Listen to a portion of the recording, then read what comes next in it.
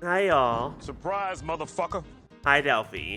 Hello, Fluffy, Kayla, Devar, Maya. Yes, that's right. We're going to be doing a lot of objecting today, but from the other side of the bench, I don't know. I'm excited to find out, though. Ah, I'm postured. I promise. I just started. Okay. I made some tea for the first time in a while. Still can't taste it. Tastes just like water, but hot water. There's a way for me to figure out. Thank you, Delphi. I appreciate it. There's a way for me to realize that my taste is still gone. It's like, tea. Sacrifice to Biscuit. That's just water. Biscuit, you're being, he went to go lay down. He was being real, what's the word? He wasn't being naughty per se. You know what? Fluffy, I don't know why, but I can't find it in me to disagree with that weird-ass statement. You're not wrong. But we're... Oh, wait, hold on. I need to get my gavel. I leave it right there. Possibly? I think... Okay. I had a CT scan on my sinuses, 2 weeks ago now. Tomorrow. 2 weeks ago tomorrow. Around it square. Around it square. Yeah. Yeah, it's not quite a circle. Yeah. Yeah. Yeah, it depends on what kind of water. Well, no, cold water? Yeah. Like, it still depends on, like, what kind of water and what's in it. Tap water, branded water. Anyways, as I was saying, had a CT scan on my sinuses a couple weeks ago, and I got results back that are a bunch of words that mean nothing to me. And my doctor just said, hey, you might have, there's this and this. And I'm like, I still don't know what those mean. I was like, hey, do you need us to refer you to an ENT?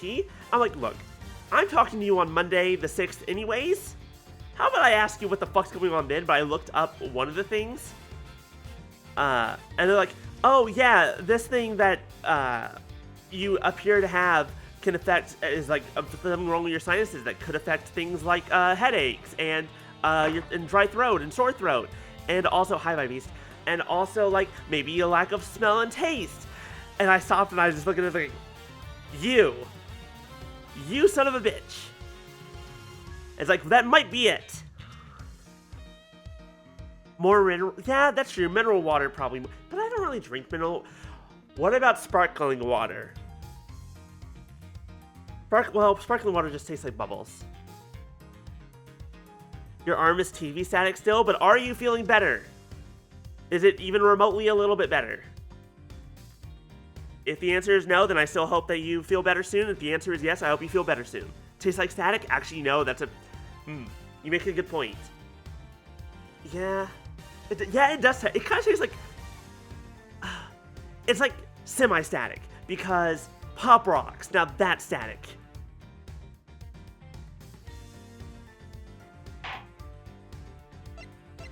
Let me look at the options real fast before we get started. That's fine. What's this? Oh, autoplay? No, I don't use autoplay, so it doesn't matter. That sounds fine. Ooh. Now we'll use the arranged. Oh no! Ooh, this is a very good question. Should we be HD or pixel art? This is very important. I'll let y'all decide. Do we want HD or do we want old school pixel art? Devar says HD. We gotta vote for HD. HD. Trust you? Interesting. Okay, I think that's everything. I don't know what HD means, but I got 80 of them suckers. Anyways. But yeah, this is the game that I know exists. Okay, so fun story about this real fast before we get started. So, consoles and the internet used to be a very weird thing. Because, like, how many of you had an original DS? Not a DSi, or a 3DS, the original fucking DS, Nintendo DS, way back in the day. Okay, do you remember how much of a pain in the ass, see, I would still have my original DS, but it got stolen many years ago. But no, trying to connect to the internet on an original DS was a thing that, it was possible, if you bought a separate dongle, if I remember correctly. It required some hoops and loops and jumps, and it was a pain in the ass, so you just didn't do it back then. However, there was one thing you could do. You could, however, use it to connect, A, to other DSs nearby, but also your Wii. It could connect to the internet through your Wii, but very specifically, the only thing it could do didn't need a dongle, just basically needed you to sit on the router. Yeah, it was whatever it was a pain in the ass, and we never did it for me. However, the Wii had Nintendo DS demos on it, and you could just connect your Nintendo DS wirelessly to your Wii and download demos that way. Kind of a weird roundabout, you need a whole other console. You did?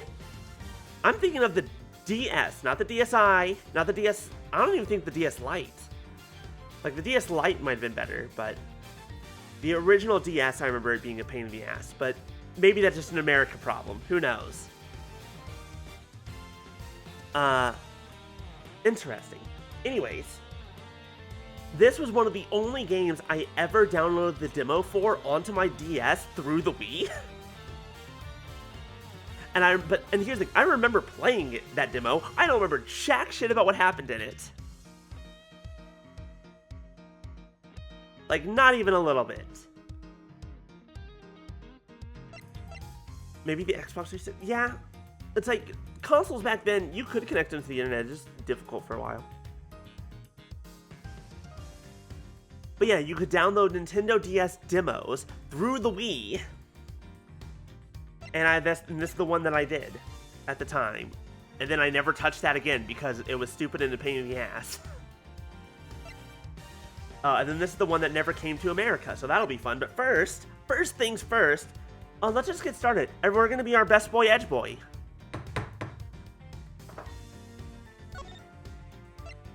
Episode 1, Turnabout Visitor. Yes, we're going to start from here.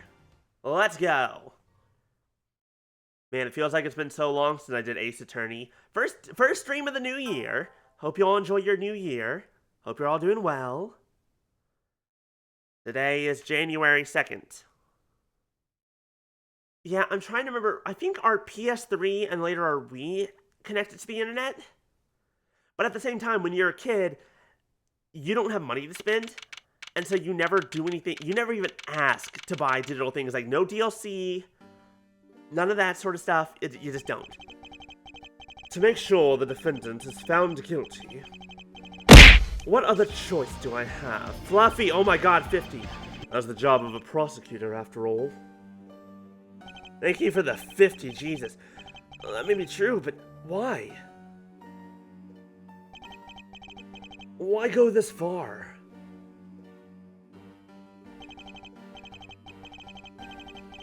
Sorry, maybe I wasn't clear enough, but a guilty verdict is all that matters to me. No matter what the cost. Merry Christmas. And just like it's the very first episode in the game, you know who did it. Hello, random person. I'm a prodigy among prosecutors. Always have been, and always will be.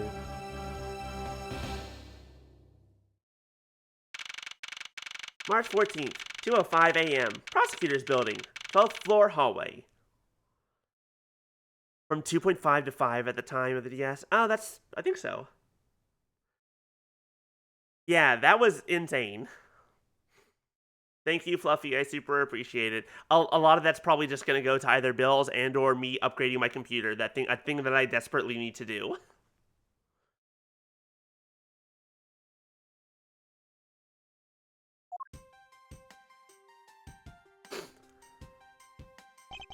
It's hard to believe that I've been away from my office for a whole month. My old Detective Gumshoe has been keeping an eye on my office and keeping it clean. We're ready to see the best boy, the real best boy! Who's ready to see real best boy?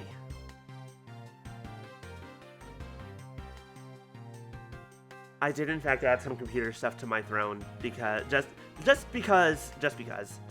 I was like, why the hell not? A few dollars here and there to help, if possible. Alright, we have to remember the edge. The door's unlocked. Detective Gumshoe? What's the smell? It's very familiar. Blood?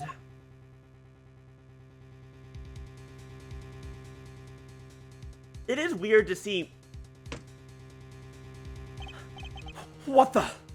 It's so wild to see an Ace Attorney game where the backgrounds aren't just, you know, flat, there's a flat, hey, here's what you're the scene behind someone, and also that there are sprites that are actually animated and moving around. Oh, what's the meaning of this? Freeze! Freeze. What in the ever-loving hell just happened? Hold on. Hold the fuck on.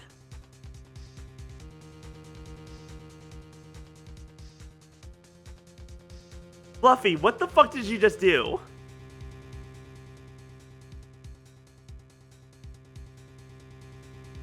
The CPU and the motherboard got funded. Jesus fucking Christ.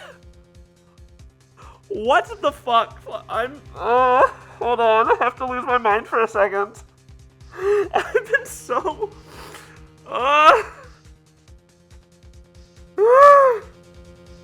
You have no idea.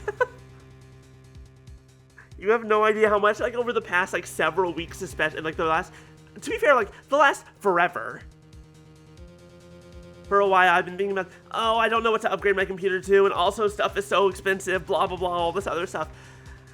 And then, so, like, here, I think I finally put together a cheap, not full, like, here are the things that I absolutely need to upgrade first before anything else. And I have to do the CPU and the motherboard at the same time. And if I want to do some other stuff, I need some other things, but at the very least, these are the 3 things I want. It's like, fuck it, I'll just put it here and I'll save up the money. Who knows how long it'll take. God damn it, Fluffy. Fuck. Well, that should help a lot. Okay, I'm gonna come down from that for a second, and we're gonna go back to being Edgeworth, who has a gun pointed at him. Okay. Identify yourself. Shut up. You've got some nerve committing murder in a prosecutor's office. Is that a threat? Oh, this is a cute one. That's a cute emote. Is that a threat? Let me make one thing very clear. What? No one gets away with committing murder in my office. No one.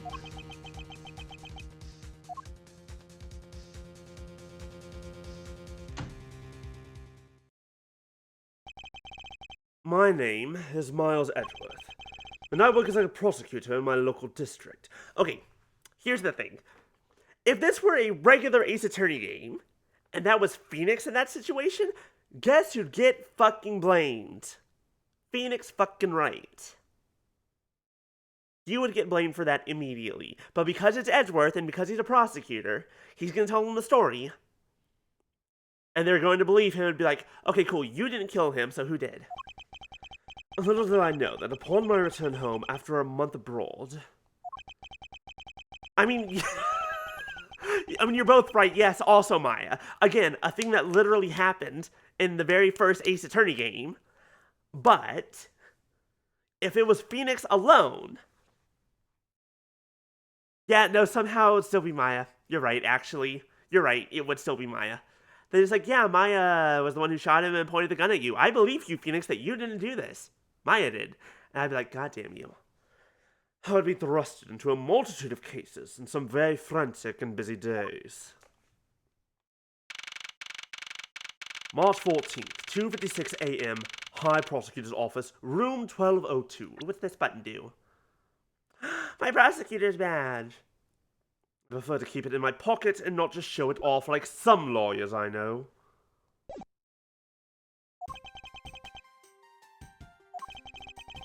I finished photographing the victim's body, sir. Very well. Please continue your investigation. Yeah, she does. At least once, if not twice. Let's see here. Because in the very first game, it was, her sister. I don't remember the second game, and then the third game... Get down, you little little fool,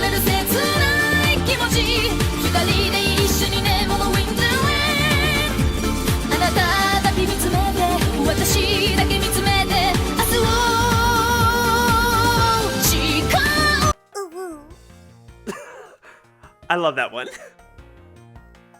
I'll be honest, I love that one. It's so silly. And I love every meme that's ever been made with that music.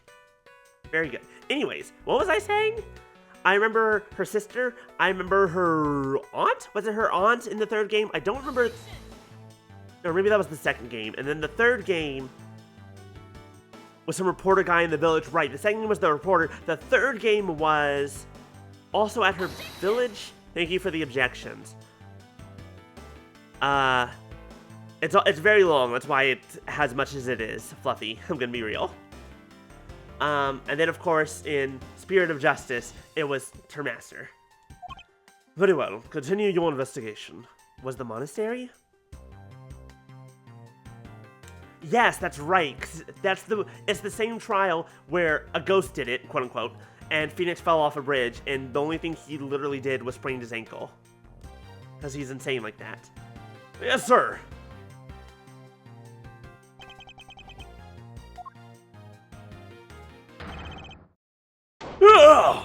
Okay. I feel like I used to have a voice for him, but I haven't seen Gumshoe in 1,000 years since I played the original trilogy. So I need to figure out what I'm doing for his voice. Very important that I figure this out properly. Alright, well, gruff but stupid? Something like that. No, hold on. I nearly died and was bedridden for a few days. Yeah, just for a few days. He had a bit of a cold. Nothing to worry about. Hey! Like Deep Gruff in New York? What you doing, pal? I mean, I guess that kind of... Or in New Jersey? Hey, you! Because that's more the Joey is up there, but it needs to be a bit gruffer, so... Mr. Edgeworth, sir! Are you okay, sir? Keep it down, detective. This is a crime scene. When I heard that a murder had taken place in your office, I ran up here straight away! This is Dick Gumshoe. He's a detective with the local precinct. And the one they assigned to handle this murder case for the time being. You're looking a little pale, sir. Are you hurt? No, I'm perfectly fine. However... Look what they did to your office! It's totally trashed! I'll say. The culprit soiling my floor with dirt rather well. No one would get away with tracking mud into my office. Whoa! Sounds like you're getting really burned up over this whole thing. This crime was committed in my office, so it is my responsibility to solve it. Oh, that's just like you, Mr. Edgeworth. Okay, time to do some investigating. Also, you're a prosecutor, not an investigator, so why do you need to solve this? Agreed. Our first course of action is to gather relevant facts and leads. One day, we must not overlook anything, no matter how small, if we are to find the truth. So I'll keep any leads or information we find etched in the forefront of my mind. Speaking of things that pique my curiosity, why of all places did the murder occur in my office? Oh. I get the nagging feeling that this is something important to keep in mind. Yeah, I was wondering that myself, sir. Hold on. Having a wire trouble. There we go. I mean, you can't really say it's just a coincidence, can you? I mean, you can't. There we go. I think you just can't really say it's a coincidence, can you? How's that? How are we feeling about this one, boys? Chat, team, fam.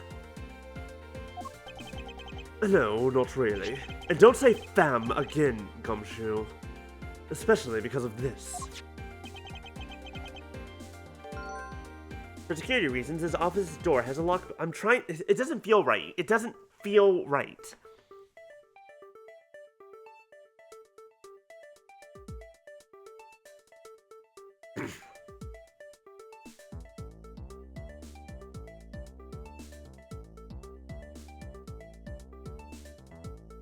Let's see here. Worthless consumer models. Yeah, and what, this key? Yeah, clearly, it's... They just keep making worthless copies of them. Boo! Stop doing that. Hey, pal. Yeah, no, I think that's just the way to go. It's kind of the one my brain's going to. It's the one we're stuck with. The key to your office. Key to your office? What do you mean, sir? If you think about it carefully and use logic, it should become clear to you. Okay. I've tried to avoid spoilers. Okay. Rika has avoided spoilers. But Rika has seen tell of highlighted logic, like superpower. Very obvious superpower, big superpower. Superpower in Ace Attorney world. If Gumshoe think about key carefully and use logic, answer should become clear to Gumshoe. Logic? Never heard of logic. By finding connection between two pieces of information and connecting them, new information is born. New information is end result of using logic. So, how does Edgeworth use logic? Phoenix has bluff, Edgeworth has logic. Rika did not say... Rika does not always count that. See?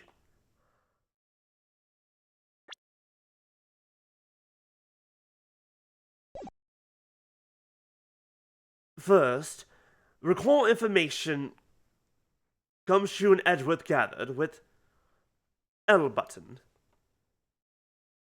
And connect with X button.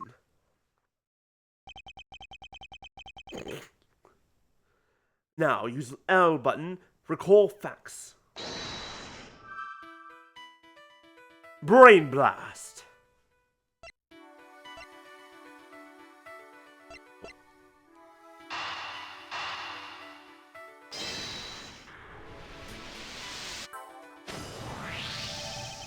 Doing things Edgeworth's way. Awarded. For security reasons, all prosecutors' doors are outfitted with locks. Which means would have been hard for murderer and victim to be in office. Ergo, impossible to dismiss location of crime scene as coincidence. Yes, that's exactly what Gumshoe was thinking, sir. Must be reason why murderer and victim infiltrated room. What was killer after? Edgeworth really on ball today.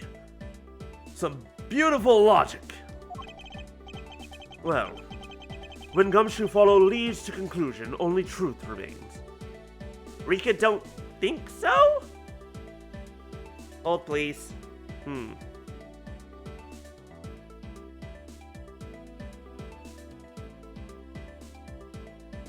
Noun is noun. Is bog standard noun.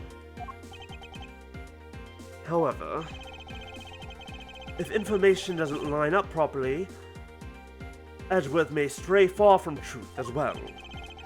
But if Edgeworth thinks carefully before piecing these together, logic should flow. Well, get started with investigation. Yes, sir! Begin investigation! High Prosecutor's Offices, Room 1202. So, in Phoenix Wright, health is proper evidence. In investigations, health is proper logic. Basis of any good investigation is examine everything. Sir, I don't think any... Damn it! I said I. Fuck me. I was so close. I was doing so well. I was doing so well. Ow. We were so close. We were so close. Right at the end, I was like, wait, did I mess it up? And I stopped thinking about it for a second. If I stop thinking about it for 2 seconds, I fuck up. I note that, and when I want to examine something, I simply use A when I'm next to it. Oh, if you ever feel lost and want to talk, just use X, okay? I'll give you great, precise advice as an ace investigator, sir. It has been a bit. It was a good attempt on my part. Something to try later if I have free time, I suppose. Oh my goodness, look at this! Motion in an Ace Attorney game? What blasphemy is this? Do you have anything to report? Sir, yes, sir. Nothing out of the ordinary right now, sir. And yet, there's something out of the ordinary right in front of my eyes. Talk about a contradiction. Something out of the ordinary, huh? I should look around a bit more. Oh, and it tells me when I've seen something good. How is it coming along? Please, I need absolute silence. Fingerprint lifting is a delicate art. Well, I never. I hope we can solve this case quickly. I'd like to return to relaxing on the sofa. That thing looks a billion times softer than my mattress at home. Can I sit on it too? Just for a while, sir. Detective Gumshoe, you know I can't allow that. Until this case is solved, neither of us has time to spare, let alone rest. You're right, sir. Now I'm gonna work hard and be a real trooper to the end. Even once this case is over, I don't think you're gonna afford to take any time off. What have we here? Could this perhaps be the murder weapon? If so, it would mean that the killer made their escape after disposing of their gun here. I think I've seen one of these before. Care to enlighten me as to where? Oh, I know! I was issued the exact same model. I think. Okay, that voice isn't working out. It doesn't sound right, it doesn't feel right, and it hurts a bit. Detective. I don't really like wait, no, hold on. I need to go deeper, but I want it to be gruff. I don't really like guns all that much. I mean, no, that's not it. Hey, I don't really like guns all that. Nope. Maybe my throat just doesn't work for it. I don't really like guns all that much. I mean, they're really dangerous. Well, now I think about it, you do see this model around the precinct a lot, sir. Oh. I don't use mine much, except in emergency, so that's why I didn't recognize it. Alright, bye, Devoir. We'll see you later.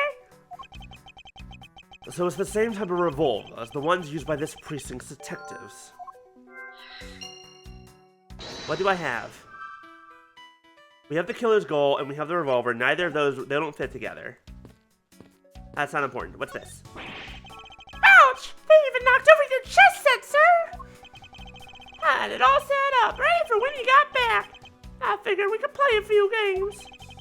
I had no idea you were interested in chess. I'm actually pretty good at checkers, so I thought I'd give chess a try. In that case, I suppose I can set some time aside after we solve this case. Though I don't expect the games to tax my mental acuity much. They finished photographing the body, so it should be alright to examine this area.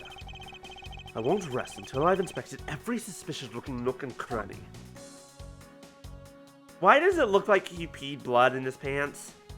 Like, not to be weird, and I know that it's not intentional, but like, that's what it looks like, right? I'm not crazy, am I?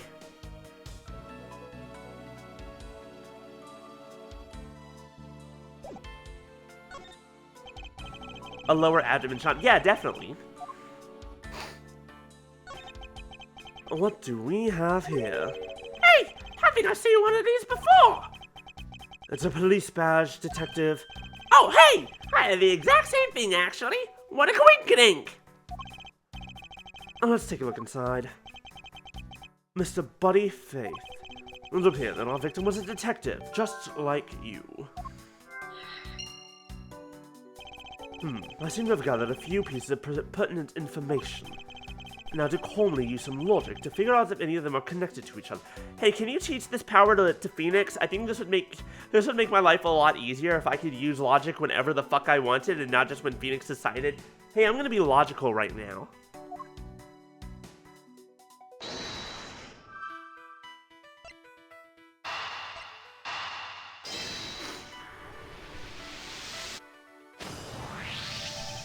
The revolver, the standard model used by detectives.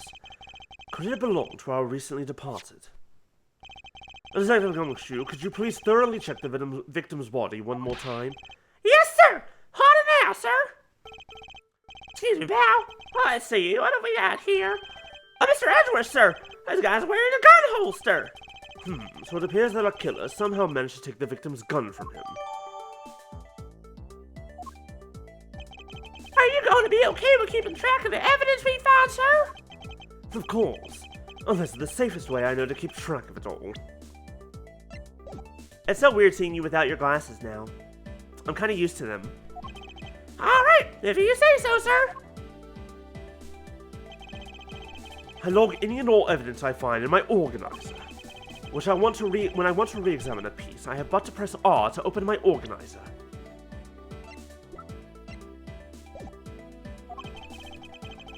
Right! Poison for Cusco. Cusco's poison. Poison chosen specifically to kill Cusco. Cusco's poison. That poison. Ika. Alright, what do y'all want? Do you want the high squeaky voice or do you want my best Patrick Warburton? Hey. Right. The organizer isn't only for evidence. I keep people's profiles on hand in it too. It's probably a good idea to make a habit of checking the facts often. I'll see what else we can find out about this revolver. As I've always said, you gotta look really carefully at each piece of evidence. Hey, you know this thing that you couldn't do in the last couple of games? It's back again. Now, how do I give Patrick Warburton a New York accent? Autobots, roll out! Alright, I guess we're moving on. We're leaving. We gotta roll out. Unless you're a Decepticon, in which case stay here. Which one am I? I don't know. Figuring it out. Neither. Patrick Warburton with a New York accent. Hey, I'm walking here. Hey, I'm walking here. And I think I got it. As I always say, you gotta look. You know what? I guess Patrick Warburton is just close to a New York accent anyway. You can use R-stick to rotate an object. There's no such thing as a bad angle. Use L&R to zoom in and out and get to that nitty-gritty. Hey.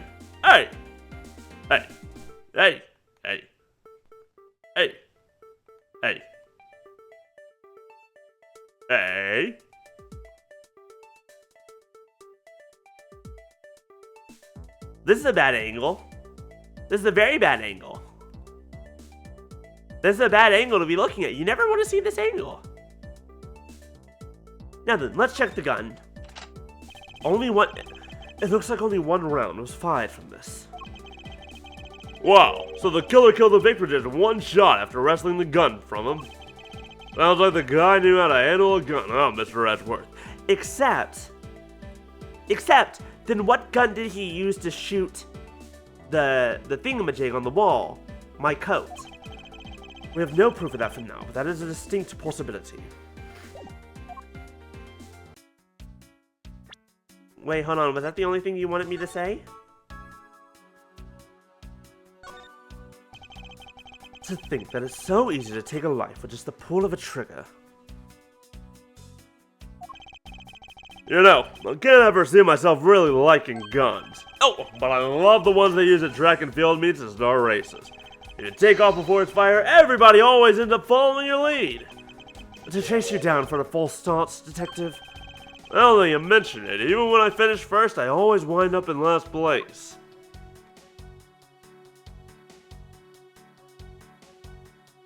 Okay, I guess that's it.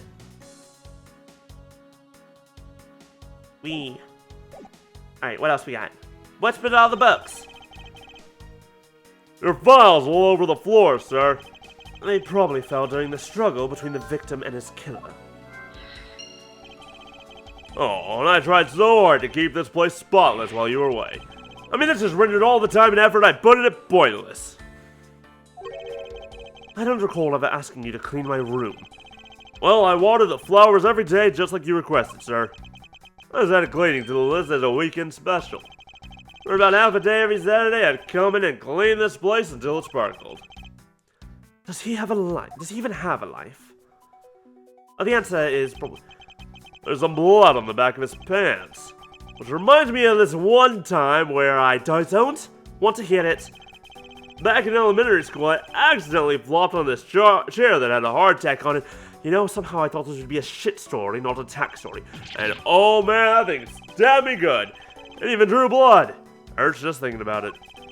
That story was so painful, I spaced out in the middle of it. Let's get the body once over. There's blood all over his lower abdominal area. Looks like the bullet clashed clean through his stomach. It looks like the bullet clashed clean through his stomach area, sir.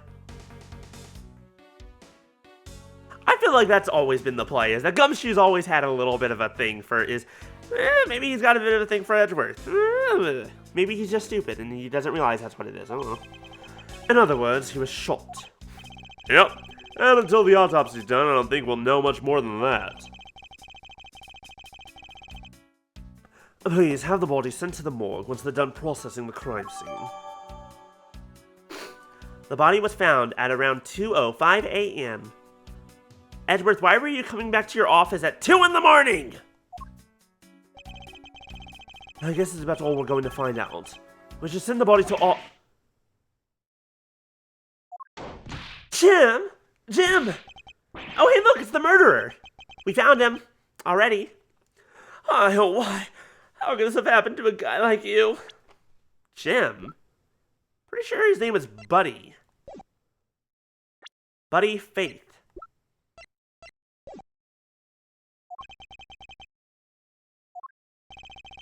Are you alright?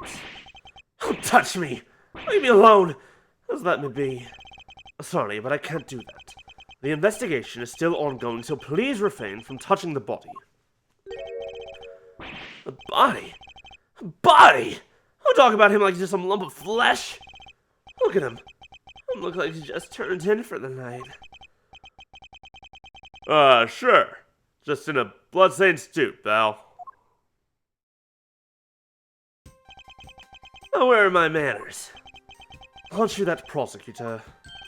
Why, yes, I am. I'm Jack Portman. Prosecutor. Jim here is my partner in crime busting. I'm Miles Edgeworth, and like you, I am also a prosecutor. Detective Dick Gumshoe, sir. You're Miles Edgeworth. I guess this is your office. Yes, that is correct. And it was you! You're the one who killed Jim! Hey, don't go jumping around to conclusions, pal. Just calm down, okay? I will not. I know how things work around here. My prosecutor's office doors all have locks built into them. No, that's the GPU. The only one that's up here on the screen is the GPU. The CPU and the motherboard are the ones that you grabbed, which I still super appreciate, and I'm dying.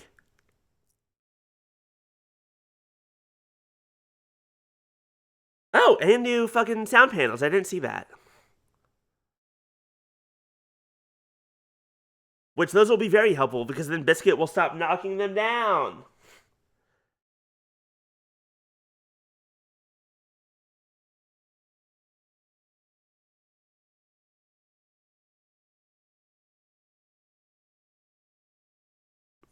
Exactly. That's always how. I told you this is exactly what would have happened if this was Phoenix. My prosecutor's office doors all have That's better. This feels like a much better voice.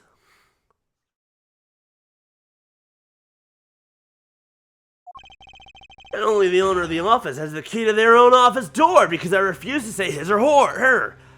I don't care how often I see it, I'm never saying those again. That is correct. However, I was not the one who killed your partner. Yeah, Mr. Edgeworth has been overseas on a business trip this whole time, pal. And the key to the door was with me the entire time, okay? Okay, so you did it. Well, the only one who could get in here was me. Wait, that means... I'm not sure what that means. So it was you then. You're Jim's killer. No way, pal. You've got it all wrong. Everyone calm down. Mr. Portsman, correct? If you are real prosecutors, you should know to stay collected. The investigation has only just begun. Isn't it too early to be drawing conclusions? Seriously, where were you in every other... Jesus Christ, you're fucking kidding me. Jack Sports, oh my god. You're right, that is Jack Sportsman. I hate. I love, I hate. But also, Miles, where the hell were you every fucking time literally anything happened? Including in the first game. Including in the original game. To be like, hey, let's not arrest someone immediately, let's do some more investigating first. Alright, I get your point. You're right, my mistake. I tend to get a little too hot-headed sometimes. You sure are one cool customer, though, Mr. Edgeworth. I've heard all the rumors about you. You're the great genius prosecutor. You're something of a legend, you know. Anyway, let's call a truce and work together, okay? How about a handshake to seal the deal? A pleasure to work with you.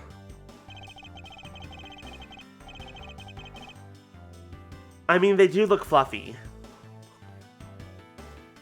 They do look like they... The thing is, they might not actually be like... They might be very thin, so they might just flatten real fast, and we'll just be getting a face full of Edgeworth tit. Which, you know, some people are into that. You guys were conducting your investigation, right? Sorry for barging in like that. Carry on, then. It's your room, after all. Thank you. I intend to. I just want a little more time to say goodbye to Jim. You there! Sir!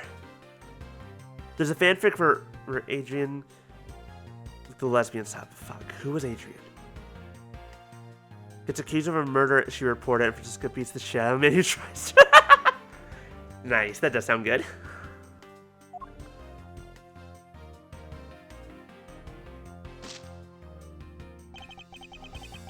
I want you to capture this scene on film for me. My final farewell to my partner, Jim. Yes, please, Link.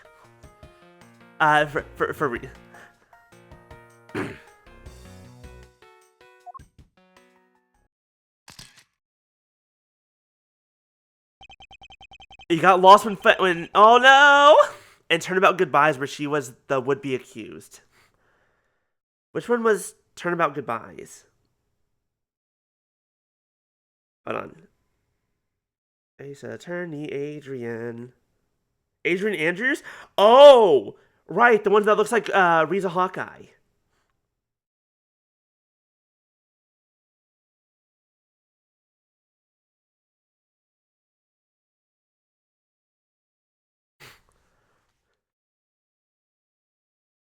I should probably give them some space.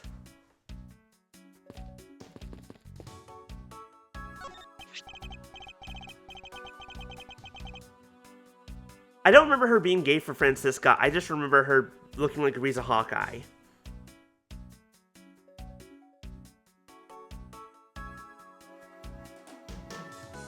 Especially when she has her hair done up. It definitely looks like it. Oh, it's your trophy. The, Knight of Prosecutors, right?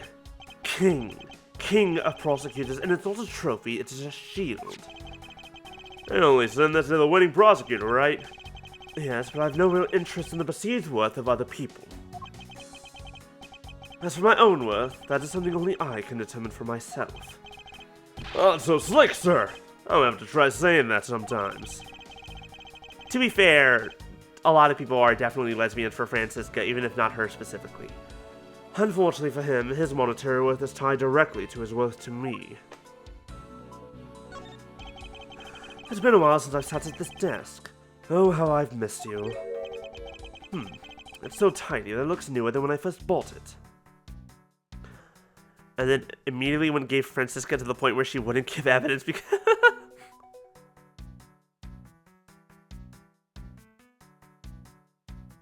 Yeah, I have reminders not to post spoilers. This is my first time going through it. I have noticed that he's calling Buddy Faith Jim, and I'm like, why?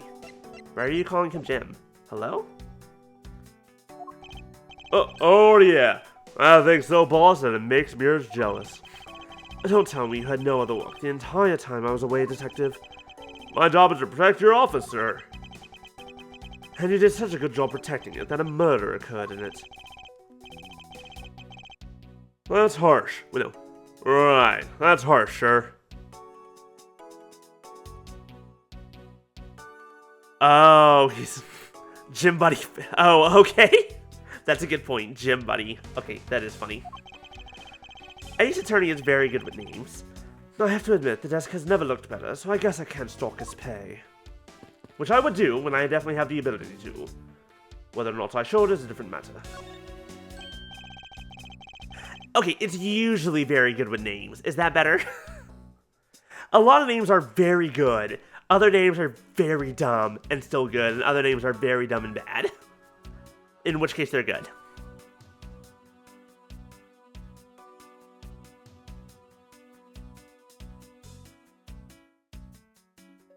Yeah, watch out for the teacup fragments there, sir.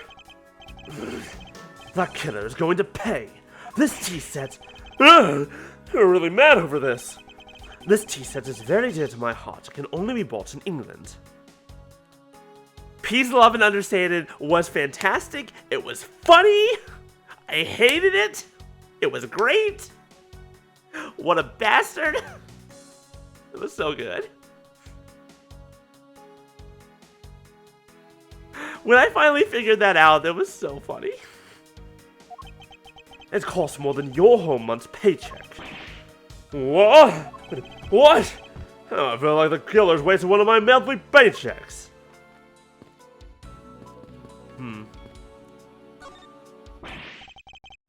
Your jacket, sir. What's it doing on the floor? Must have fallen off the wall when the killer tried to threaten me by firing a round. The killer not only shot the victim, but they shot your jacket as well. They dared to shoot the ultra special jacket that you made your prosecutorial debut in? How did I take longer than 2 seconds? Because I was saying it wrong. It's also true. Like, until they actually say the whole, you actually say the whole name out loud, you don't notice it at first. Man of Mystery was also very funny.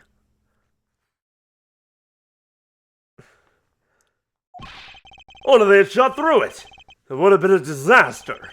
It's all worth getting worked up over, Detective. No one, there's something more here. Like what? I take it you haven't noticed yet, Detective. Well, there's a giant contradiction right here in front of us. It does look that way, doesn't it? Really? Really?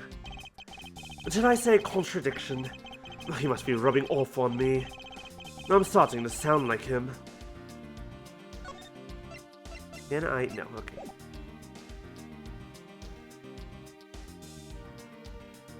Enter der Ganiera. Der Ganiera. Hold on. I don't think I get it. I don't... I'm so sorry, Kayla.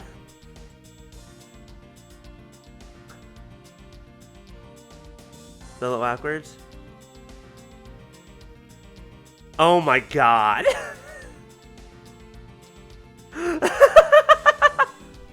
That's really good.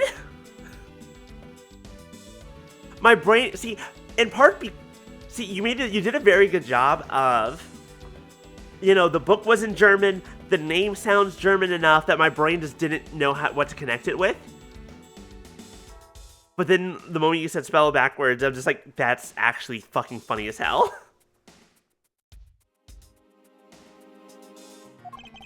But I have my own methods, and I will conduct this investigation my way. When the scene before me contradicts a piece of evidence or seems off, that's when my deductive skills come into play. First, I have to find the spot that holds the contradiction. This is it. This bullet holds where the contradiction lies. When I spot something that's off, I should point my cursor at it and press X with a contradiction, or press X with conviction. And when I have found sufficient proof to prove the contradiction, I present it. This is how I do things. Eureka! Eureka! This bullet holds the contradiction. What do you mean, sir?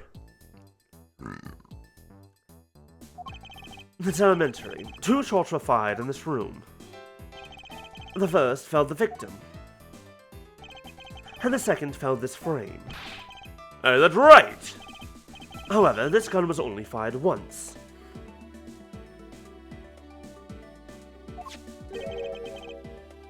Hey, that's true too. Which means that one of these 2 bullets was fired from a different gun. Did the killer have another gun prepared for the night?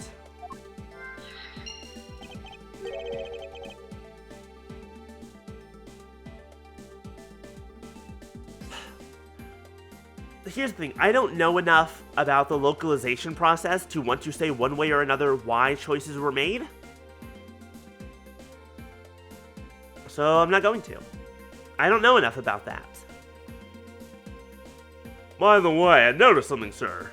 Yes? What's that thing sticking out from behind the frame? Oh, that. It's a secret safe.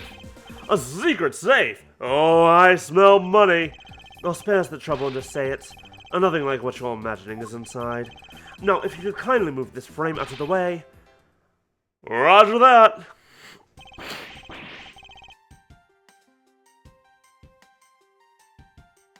Achoo!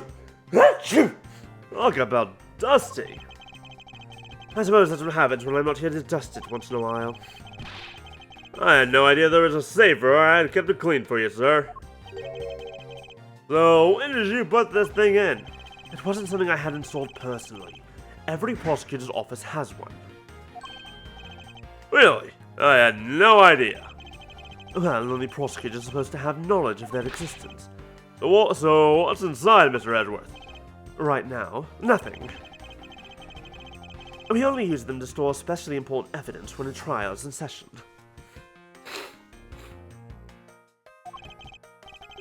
That's it. Talk about squashing my hopes and dreams. I won't rest until I've inspected every suspicious-looking nook and cranny. Including the fact that it... Now this is odd. You found something, sir? This keypad. Don't you find it to be a bit too clean? Yeah, there's a thick layer of dust all around it, but not on the keypad itself. You there, the forensic scientist. Yes, sir? Could you please dust this area for fingerprints? You got it, sir. I couldn't find that on the left a single print. Looks like it was wiped down well. As I thought. It appears that logic is the only way around this setback.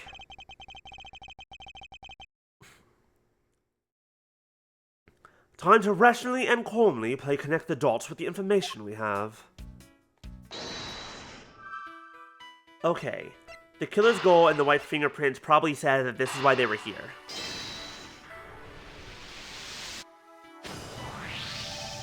I believe I figured out what the murderer was after. Well, what is it, sir? The fact that the safe was wiped clean of fingerprints suggests that the criminal had at least attempted to open my safe, making the culprit's motive for breaking and entering theft, I believe. If we open it right now, what if there's something inside that wasn't there before? There's something there that wasn't there before.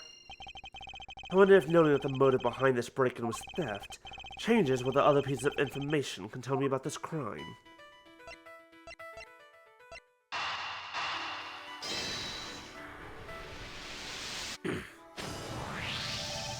There's a possibility that the files splayed on the floor are not the result of a struggle between the victim and his killer.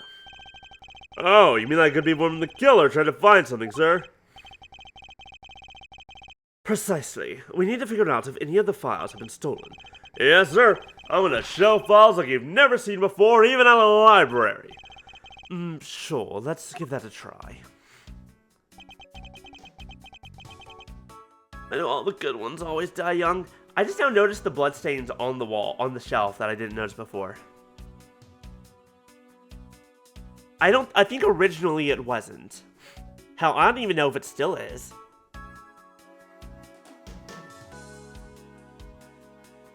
That's right, Mrs. Pac-Man was made by someone completely different originally. I do remember that. I have heard about that. Surely you must wonder and ponder that every once in a while, Mr. Edgeworth. No matter how much we lament, the dead will not come back to life. All we can do is search for the truth. And? So what are we supposed to do? How do we go about finding the truth? First, we calmly restore the files to their rightful place. You got it. Here, let me help. So this file goes here, and that book goes there. You sure know a lot about where things go, despite it being Mr. Edgeworth's office. Because I'm the one who keeps it tidy, pal. Right, okay, done. It would appear that the murder was definitely committed here.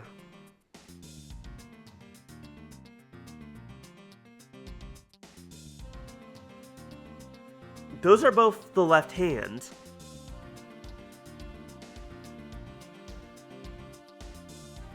As if someone's back was to the wall.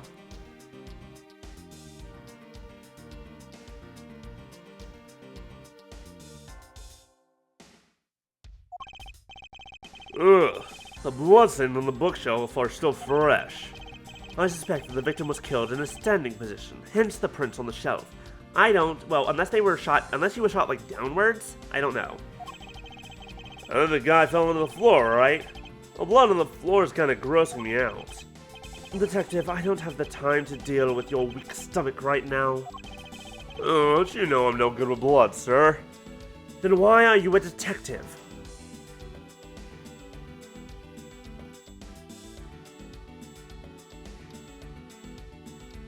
Ah, interesting.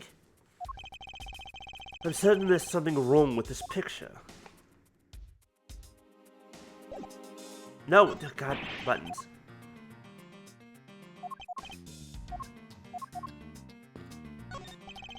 Mr. Portsman, a word, if I may. Oh, Jim, your laugh, your smile. I'll never be able to joke around with you again. Don't you worry, Jim. I'll joke around enough for the both of us. You'll see. He's not listening at all. Mr. Portsman is off on his own little world, it seems. Okay. So this is where the bullet lodged itself after it went through the victim, huh? For the bullet to be lodged so squarely in a file's spine indicates that the files were ransacked after the shooting had occurred.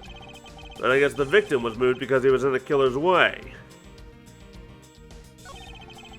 The victim's handprints. He must have tried to support himself with his hands here after being shot.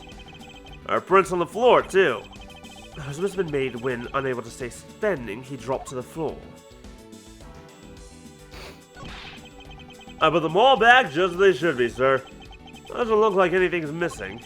Although it does look like the killer moved the body to flip through my shelves. I wonder if they found what they were looking for. It appears that the victim was in a sitting position here after being shot. Oh, so that's why the victim's pants has blood on it. That would be the logical conclusion, yes. Because this is a left hand, but then this is a right hand. Like, all the handprints are weird. Because these are both left-handed prints. Rika is a smartapants and one of the best streamers ever. Thank you, Fluffy. I appreciate it. But these on the bottom are correct, but these are wrong.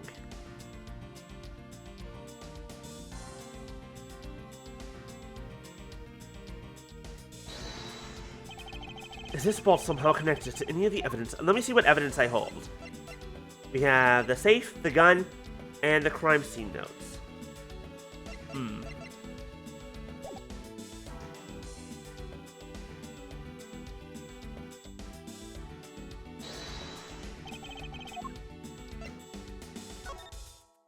Nope, wrong button. I wanted to press this button. Eureka! This is clearly where the contradiction lies. I don't really see what's wrong with that spot. Huh. You don't understand. You see, therein lies the contradiction. Mr. Edgeworth, sure, it'd be nice if you just admit when you're wrong. That was a mistake. That does mean keeping you on your toes, detective. Nope, wrong one. The pieces of evidence that we have are the safe, the crime scene notes, and the revolver. Oh, okay. I think I know what it wants from me.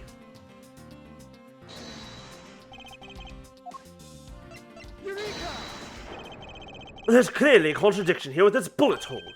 What do you mean, sir? You don't see. Quite simply, the bullet hole itself is too low. If the victim was shot in the stomach, the hole should be much higher up.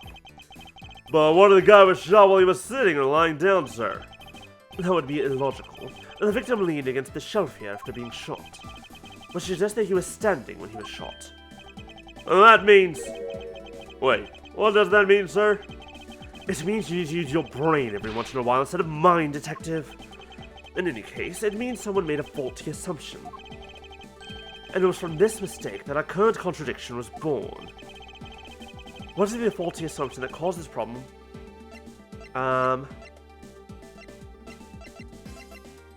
The order of the files? I believe the order of the files is a bit off. You mean I put them back in the wrong order just now? Hey, actually, I think the labels on the files are wrong, sir. Oh? Yeah, you see here how the files that were shot begin with the number 0? What are those doing all the way down there after 1, 2, and 3? That's really weird. Actually, the way they are organized now is the correct order.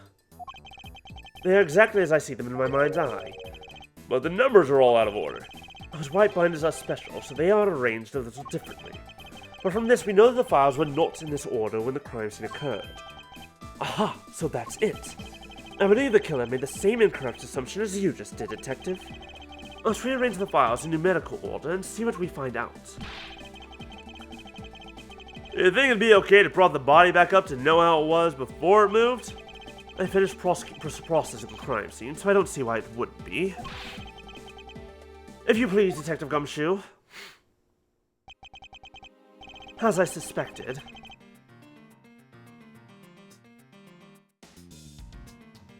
The bullet hole is now where it should logically be.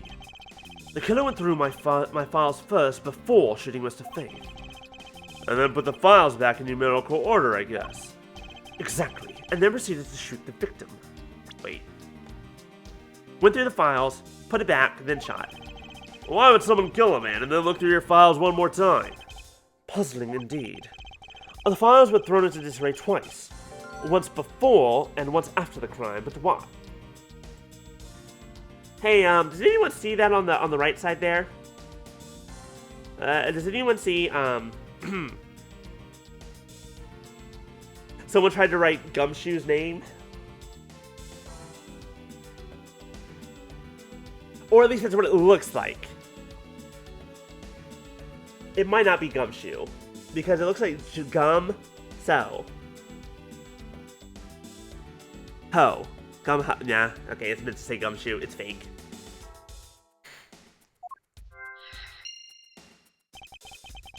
Now the crime scene is as it was at the time of the murder. Time to give it another look.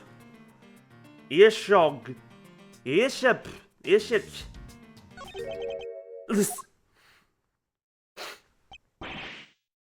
What is that? Why does it say Gumshoe on there in blood? I'd say that's some incredibly incriminating evidence. Yes, indicative of criminal activity indeed. Oh, wait. Oh, there's gotta be some mistake. Mr. Edgeworth, sure. Help me say something, sir. Hold on. Once again, if you were...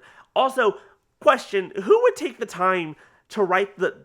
If they're dying... If you're bleeding out and dying and you're trying to fucking write behind you like this, you would not go to the time effort to make that full, like that little extra bit of the G.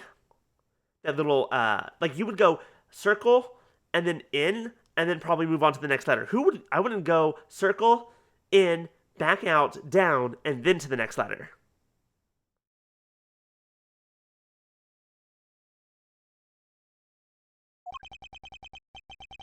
It appears that one of my files was stolen. Is that all, sir? What about me and my situation? Right, what about me and my situation? Is this what the killer was really after? Investigation complete. Health restored.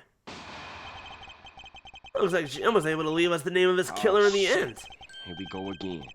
Yep, once again, it's always our ally that's getting accused of murder. And this most important message managed to reach us. I'm telling you, it wasn't me. You can't be terribly pleased to hear that your beloved partner is the guilty party. If you're going to accuse Detective Gumshoe of being the culprit, I sincerely hope you have some proof to back it up. Jim's words are more than enough, wouldn't you say? If that's how you want to play it, then at least allow me to understand your reasoning. You got it. I don't like this one bit. There's something strange about this man's attitude, and there must be some sort of flaw to his logic waiting for me to dig out.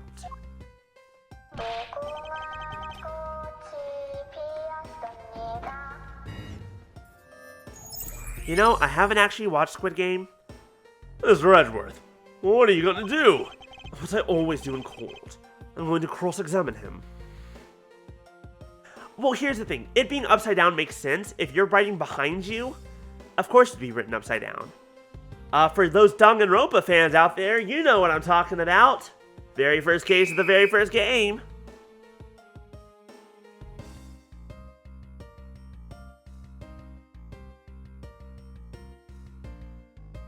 But yeah, no, if you're writing something behind you, it's going to be upside down. That's just how that works. Yeah, no, like, even the creator was like, what the fuck were you doing? I made a series about how capitalism is absolutely fucking horrible, and it sucks. And then capitalism went, hey, what if we did that for real? And then Mr. Beast said, hey, what if we did that for real?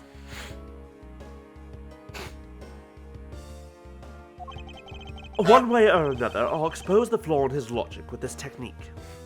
Thank you for the honk. Oh, how do you do that? Can you explain it to me, sir? Exactly. Alright, first I listen to the witness's testimony. If I find a flaw in the testimony, something that contradicts the evidence, I open my organizer and present the piece of contradictory evidence. Simply use X, but that's old news. Well, it's not like there's going to be a flaw in their testimony every time, right? Correct, and at those times I need to press the witness with L. Sometimes by pressing I can draw out new information, and new and modified testimony. I think I get it, sir. I'll be sure to try out this technique during I'll be sure to try this technique out during investigations too. Very well, I'll even show you how it's done. Now watch carefully. Who needs a courtroom when we can just do this right here? Detective Gumshoe, you stole Jim's gun from him and shot him dead. Furthermore, you messed up the files to make it look like you had committed theft instead. That's when you moved Jim's body that was sitting in front of the bookshelf. Next to that, you didn't notice the bloody letters his body was hiding. And it'll be by his final words that you'll be brought to justice. You intend to argue that the victim's dying message points to his killer. I can hear Jim's voice and he's calling for his killer's arrest. Are you sure you're not mishearing his words, Mr. Portsman? There's no way Detective Gumshoe is the culprit here. I will find the flaw in this man's logic and expose it with credible evidence.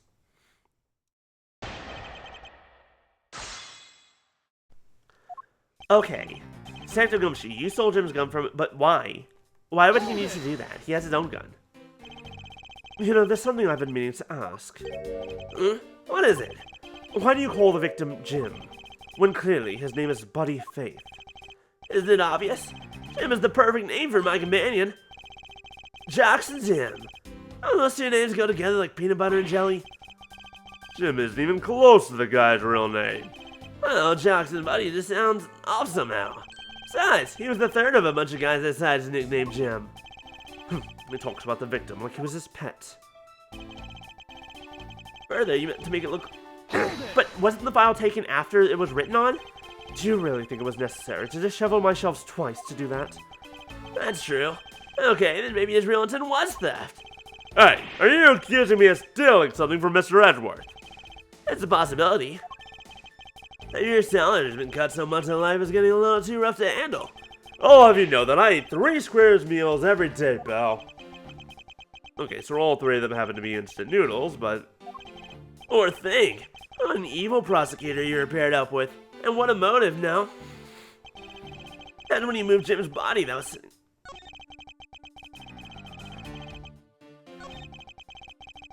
Except, here's the thing. This doesn't make sense because one of the files is missing. Why do you think that the killer didn't notice the bloody letters? The body was covering it quite well, wouldn't you say? That's how he missed it. Not judging by what I've seen, it doesn't take much for your detective to miss something. Who do you think you are? You know nothing about me, pal. There's a lot a person can understand about another from their first impressions alone. I can't say I disagree with him on that point. Why don't you say something, sir? My spinach puffs. And you too, Mr. Edgeworth. Despite his lack of attention to detail, I don't believe the detective to be the culprit. Nobody could have overlooked the bloody letters, and I can prove it with evidence. I couldn't ask for a better setup for the game-finishing spike.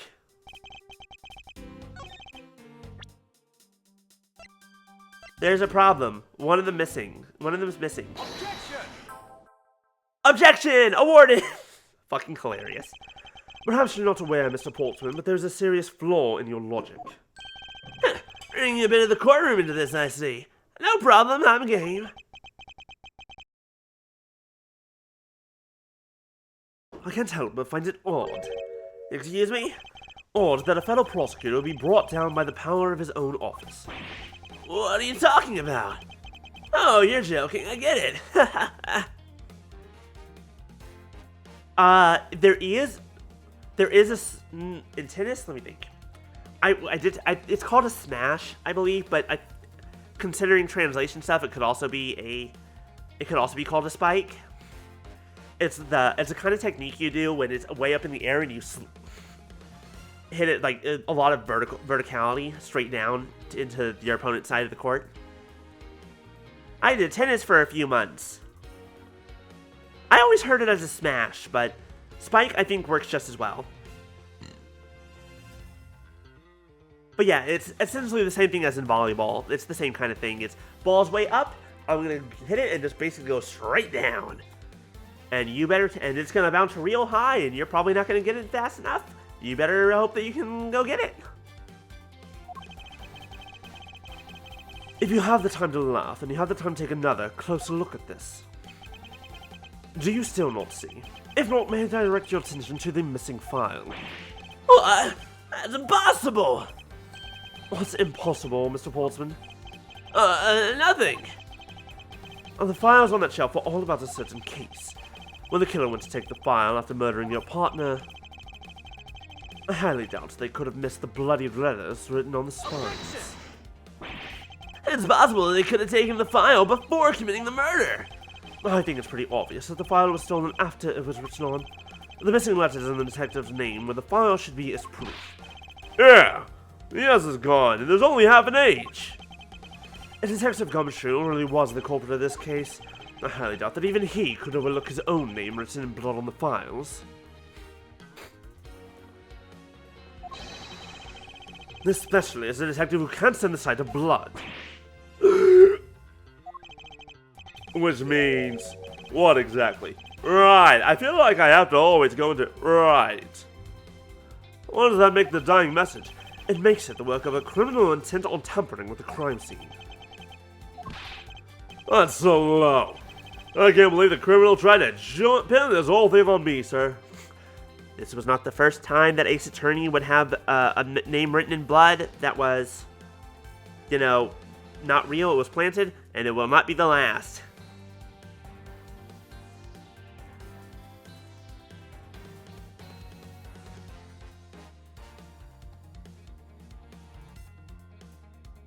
Alright, give me 2 seconds. Okay. I'm gonna get him, sir. You'll see. I'm gonna have them under arrest in no time.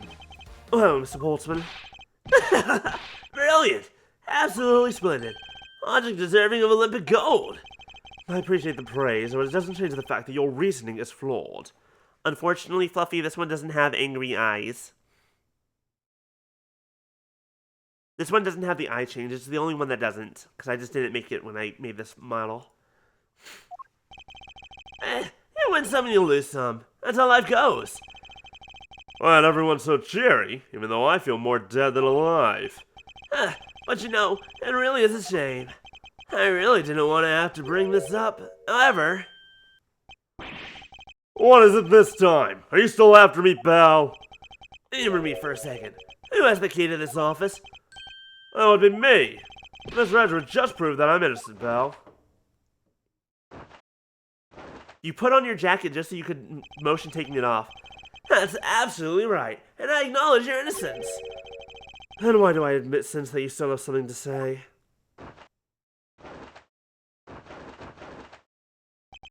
Well, I was thinking. Did you know there's one other person with the key to this office? One other person? Hey, you there. Yes, sir. What is it, sir? Would you kindly fetch and escort that lovely young lady here for me? Lady? The girl is a member of this building's security. Think of her as a material witness. Security? You say security? No, stop it, pal. Don't! What's wrong with him all of a sudden? I believe she need no introduction. I've called upon Miss Maggie Bird, a member of... Maggie! That's right! Oh, what game was Maggie in? Oh, it's so good to see you again, Maggie. Detective Gumshoe, sir? Maggie. Miss Bird is a security guard on watch tonight. I see. And your point is? My point is that she could very well have used it. And by it, I mean the master key, which can open all the office doors in this building. What? Wait, hold on. What? If you're not the guilty party, Detective Gumshoe, and the only other person with access to this room is Miss Bird. How dare you! I would never sneak into someone's room. That's right. I refuse to believe that Maggie's a culprit, pal. It was me. That's right, I did it. And we take that as a confession, Detective? Well, it wasn't really me, but it definitely wasn't Maggie, pal. So yeah, it was me. If it was, you'd have no problems with that, right? Please refrain from flying off the handle, Detective. There's no need for such theatrics. Listen to your boss, Detective. He understands what I'm saying here. That girl was the only one who could have committed the crime, and for one simple reason. It's pretty obvious that Miss Bird snuck into your room using the master key. I mean, if Detective Gumshoe isn't the one who opened the door, at least only Miss Bird is our prime suspect. On top of which, she knows our good detective, doesn't she? Making it all the more probable that she was the one who faked the dying message. So you're saying she's the master key? Incredibly incriminating evidence, wouldn't you say? That's what you claimed about the evidence earlier as well. How was then, this is now. A flow of a good match always changes during a rally. It's all about your reflexes and reaction time, especially for an athlete like me. I wonder if there's anyone else other than Miss Bird who could have used the master key. Seems like the only way to get Mr. Portsman to give me more details is to press him. Rebuttal. Pretty obvious, blah blah blah blah, using the master key. I mean, if the tongue da da da da da da. Only. Hold it! Don't you think it's a bit early to be jumping to conclusions? Are you saying there's another way to open the door other than with the master key? Oh, I get it. Perhaps you had a spare made for someone else. I'll have you know, I have never made a spare, so what are you insinuating? Nothing. As I should have known better to suggest that someone like you would.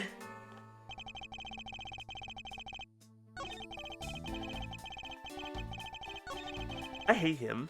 I don't like his posing. He's rude.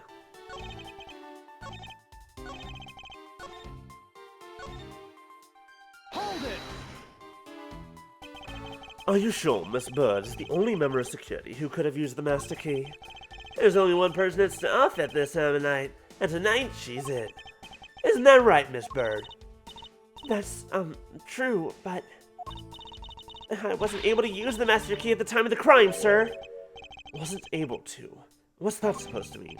Yes, moving on. I didn't get sidetracked by something unrelated. What do you mean unrelated? I want to hear what she has to say, pal. But you can't really trust her not to tell lies. Plus, I hate wasting time. Should I hear Miss Bird out? Not so fast. I, too, am interested in hearing what Miss Bird has to say. Didn't I just say it'd be a waste of time? You don't need to hear her lies. I'll be the judge of that. Miss Bird, if you please. I discovered that the master key was missing at around 1 a.m., sir. What do you mean by missing? As in, it wasn't anywhere in the security booth, sir. The killer must have stolen it. Mr. Portsman, I believe that's an important use of testimony, don't you? I can't believe that someone like you would be taken in by such words. I'm not lying, sir. If that's the case, then I'd like to know why you have the master keys now. I don't quite know. It just reappeared all of a sudden, sir. Unlikely story. And where's your proof that the key was stolen to begin with? I bet you just forgot where you put it and then found it again. I never lose things. I can practically guarantee that. With me, if something disappears, it's usually because someone stole it. Yeah, pal. Trust me, you don't want to test just how bad her luck is. I don't remember which game she was in, but oh boy, no, she was in 2 different cases if I recall correctly. And boy, did she have some bad luck there.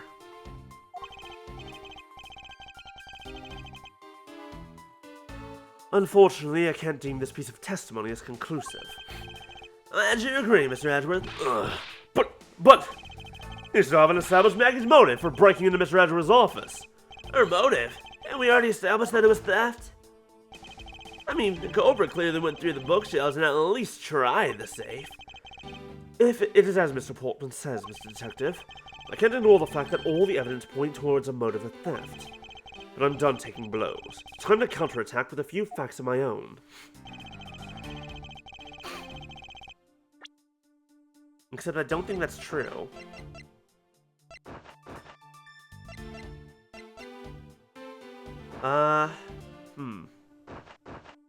But she shouldn't have known about the safe, right?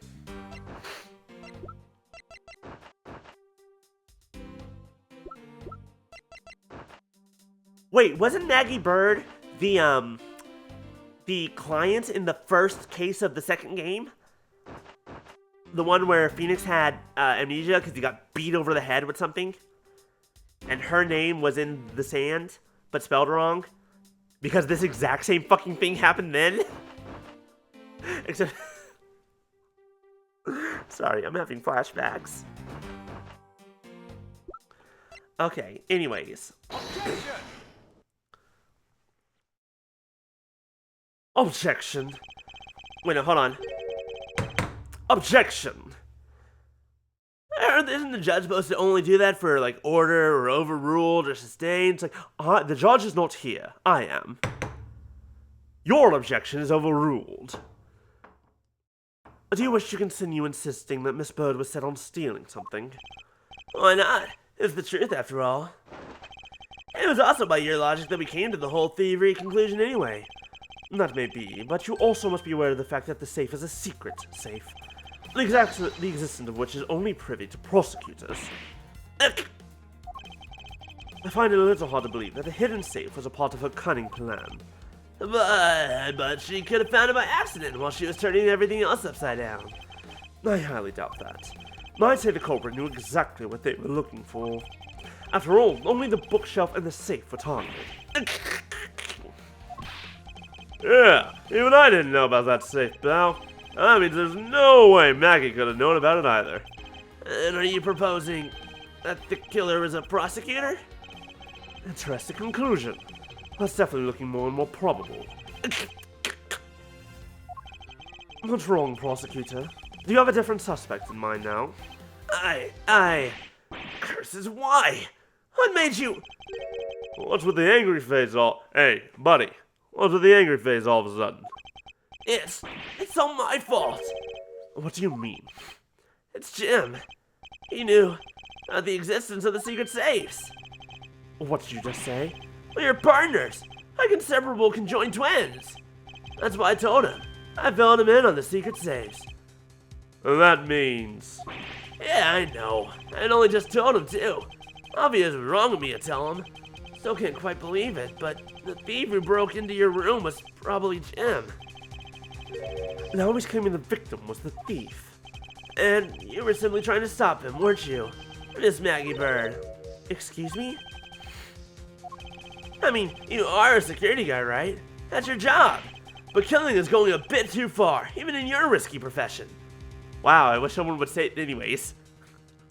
You can tell this wasn't written in America. What the? You're still accusing Maggie of the murder? Yes, I know. I mean, she had stumbled upon Jim, who had probably drawn his gun. I get it. It was self-defense, wasn't it? No, I couldn't. I could never do something like that. Not even as a security guard, sir. Plus, even if she was the thief, he wouldn't have a key to this office. Which is precisely why you had to steal it, wouldn't you say? It was Jim who stole the master key. Like, you're...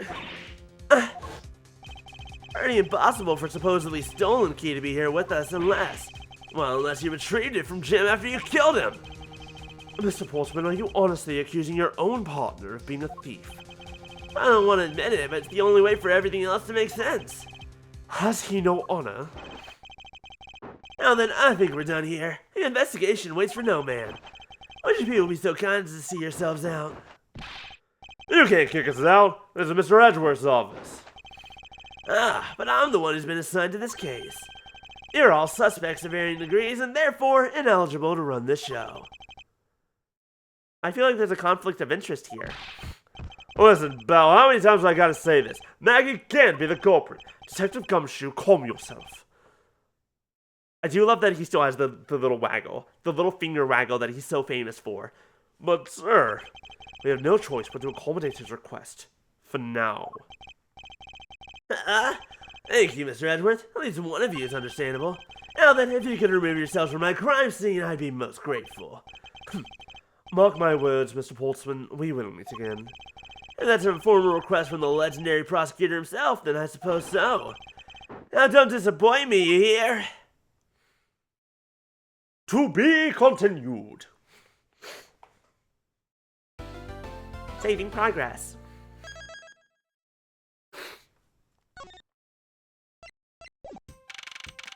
March 14th, 4:18 a.m. Prosecutor's building, 12th floor hallway. What is with that prosecutor? I can't believe how rude he was. It was unbelievable. Please maintain your professionalism, detective. I'm gonna find some real solid evidence proving Maggie's innocence. You'll see, sir. But we've been kicked out of the crime scene, sir. True. So then what now? Looks like my life's fallen into yet another gigantic ditch. Do not despair, Miss Bird. We can overcome this as well. There are many other places, and things we should be looking into anyway. Really, sir? For example, this hallway. The linchpin of his argument against Miss Bird is related to the master key. In that case, this hallway is the perfect place to look for more information regarding the mystery surrounding my door. Alright, what's with the basketball? What is a basketball doing here? That's Mr. Portsman's prized possession, sir. And he also plays soccer, dodgeball, and even tennis. And not a single one of those sports is suitable to be played in a hallway. What is the basketball hoop doing here?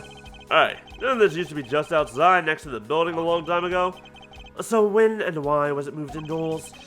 I don't remember exactly, but I saw one of the officers drag it up here recently. Drag it? Or that would have been the elevator, so the poor guy had to bring it himself. All the way up to the 12th floor? I would murder anyone who asked me to... Okay, here's the thing about these basketball hoops as well. I don't know if you know this. The base of these basketball hoops, this one especially, this one looks like concrete. That looks like pure concrete base. Payne, what the fuck are you doing here? It looks like you're in quite the pinch, Mr. Edgeworth. To be sure, a murder within the walls of the prosecutor's office is no trifling matter. We must find, apprehend, and punish the killer accordingly, post-haste. Sounds like a messy case you've got on your hands. If you ever feel lost or need some advice, my door is always open. How gracious. I will keep your offer in mind. Who is this guy again? I love that he doesn't even remember William Payne. That's hilarious. That's the best. Is everything alright? Yes, sir. If you must know, I weighed myself this morning and I'm finally at 154 pounds. Wow, that's light. That's very light. Are you sure that's the right number? Congratulations, but I was asking about this hallway in this room. Oh, everything's okay, sir. A word of advice, stay focused, or you may not start to lose even more weight.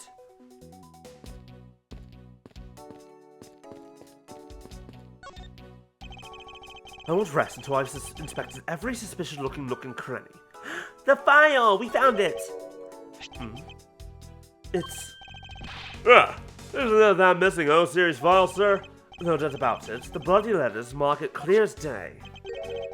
There's only a few pages missing.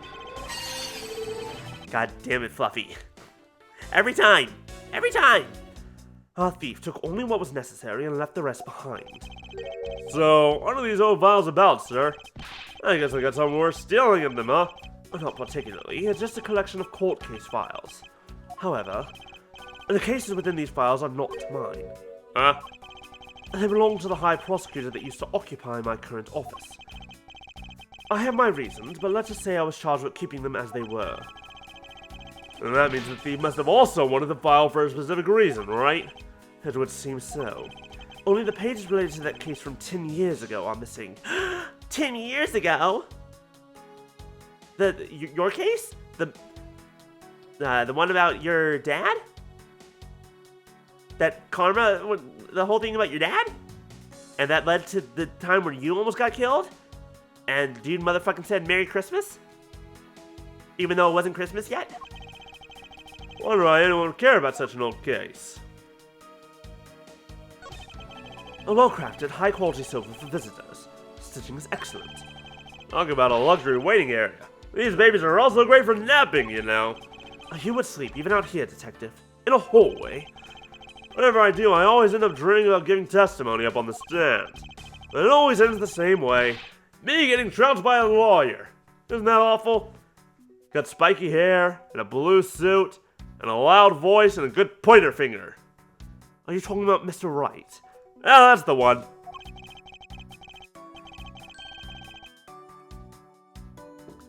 Maybe I should give it a try sometime. Do envision myself winning, naturally. Wait, is there still something here that I missed? Already checked this area earlier, but okay, no, it just means that I can come back here. I bet the thief's not into here.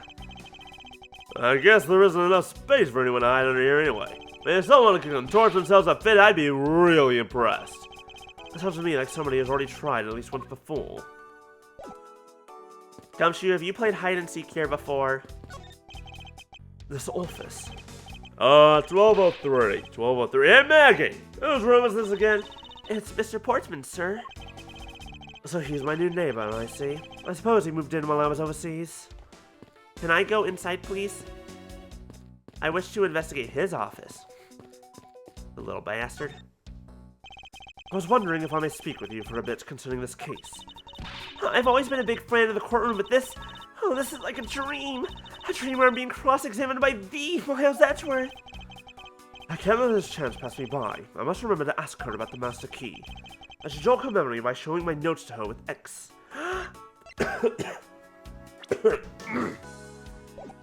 I inhaled air wrong. Blah.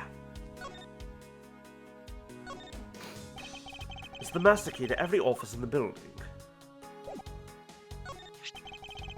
So when did you discover that the master key was missing? By the time I realized it, I think it was around 1 a.m. and I noticed it was back at around 2:30 a.m. It was just sitting there on the ledge where the security room's reception window is. But I'm sure that between those 2 times, it was not just gone, but stolen, sir. Why is such an important key stored in such an insecure place? It's not like that, sir. We always keep the key further inside the room, away from the window. Always, you say? Except for this time, correct? Well, I admit that I was a bit careless, but I had my reasons. I left it out because I was sort of using it at the time. It was after I had used it that I left it sitting on the ledge. She used the master key.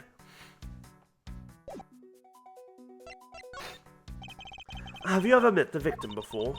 Well, I've seen him a couple of times before when I had to go to Mr. Portman's office. Mr. Faith was always playing basketball with Mr. Portsman, sir. That sounds like fun! Just once I'd love to play with him. It sounds fun, but the only person ever taking a shot was Mr. Portsman. All Mr. Faith ever did was pass him the ball, sir. On second thought, I don't think I'd fit in all that well with them. What did you mean by you used the master key? Oh, I had to use it to open the door for this prosecutor who had forgotten his key. I mean, it's my job as a security guard, right? What is it? That's right! I just remembered! The prosecutor who forgot his key! It was Mr. Portsman, sir! What? Please tell me more, Miss Bird, quickly! But first, tell me about yourself. I take it that you are an acquaintance of the detective. Yeah, she was under my supervision back when she was still in the force, sir. Oh, one day she got caught up in murder and things started going downhill, so she quit. She got caught up in a murder, her fiance was killed, she was put on trial, Phoenix Wright helped her out, Williamson Payne was a jackass. I owe lots of Detective Gumshoe for introducing me to my current employer. Or so I thought until a few hours ago. Right before I was about to clock out for the night. You got caught up in this whirlwind of a case, correct? Don't worry, my whole life has been nothing but a whirlwind of bad luck and failures. Since I was 6 months old when I fell from the 9th floor of my apartment building. I've been hit by all sorts of vehicles, gotten sick from all sorts of foods, failed in almost every test I've taken, experienced almost every kind of disaster, and now I even managed to be named a criminal. Since when I've been security guard. That's a lot to go through in one lifetime. Wow, I've only had 3 head injuries. I think you've got me beat. I know! And just when I thought I had finally found my happiness, I wound up getting you and Detective Gumshoe involved in my bad luck. You don't need to worry about me, Miss Bird, nor do you need to worry about yourself. I will solve this case and prove your innocence. All I ask in return is for your cooperation. Yes, sir, Mr. Edgeworth. You can count on me. I'll do all I can to help. It was around 12 a.m. Mr. Portsman had forgotten his office key, so he came down to security, sir. And that's when he loaned the master key to him? No way! It's against regulations to loan the master key out to anyone. I walked to Mr. Portman to the office and opened the door for him personally, sir. I see. And then? What happened after that? Well, he called for me to close up his office as he was leaving to go home. That was around 1:30 a.m., I think. So, in summary, for the sake of one forgetful prosecutor, you used the master keys twice tonight. Talk about suspicious. I doubt you can say that you've never left your keys at home, Detective. This calls for a thorough examination of Mr. Portman's door. I won't rest until I've inspected every suspicious-looking nook and cranny. Why do I have a strange... I think she noticed it was missing at that time. I believe... Let's see here. I believe she said that it was... She noticed it was missing at about 1:30, which is probably when it was taken. The master key went missing from approximately 1 a.m. to 2:30. Oh, no, you're right. You make a very good point. Confusing, but I'm sure that'll make sense soon. First things first. Room 1203. I take it that this is Mr. Portman's office. Yeah, you can't mistake it because of that basketball hoop, sir. No, that reminds me. Mr. Portsman had actually wanted room 1202 really badly. But since you were already occupying it, Mr. Edgeworth, we put him next door, sir. So why was Mr. Portsman so particular about getting room 1202? That might be... I don't know. I'm not sure, but I bet it's because of something like his birthday is December 2nd. Yep, that's gotta be it. I can't think of another reason why. I can think of at least 3. Why am I even wasting time thinking about this? The door is locked tight. I bet the old credit card trick wouldn't work here, huh, Mr. Edgeworth? This is the office of a high prosecutor detective. These doors will be pretty ineffective if the average cat burglar can get through them. Ah, I guess only a great cat burglar can get in. I must be where our culprit is. But I advise you to return the conclusion to whatever pawn shop you bought it from. Mr. Portman's personal basketball hoop. I can't believe he put something like this in the hallway of a prosecutor's office. I can't believe you put something like this in the hallway of a prosecutor. But you know it's actually pretty useful, sir. I haven't gotten lost trying to get to your office since it's been here. How long have I had the same office, and yet you still managed to get lost? What if he swapped, okay, here's my thought. What if he took this, drug it over here, and then swapped the nameplates, and then had her come and unlock off room 1203?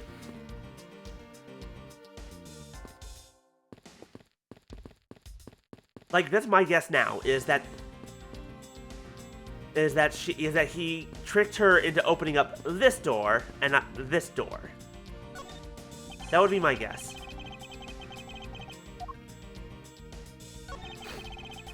A minimalist yet classy door made of top quality wood.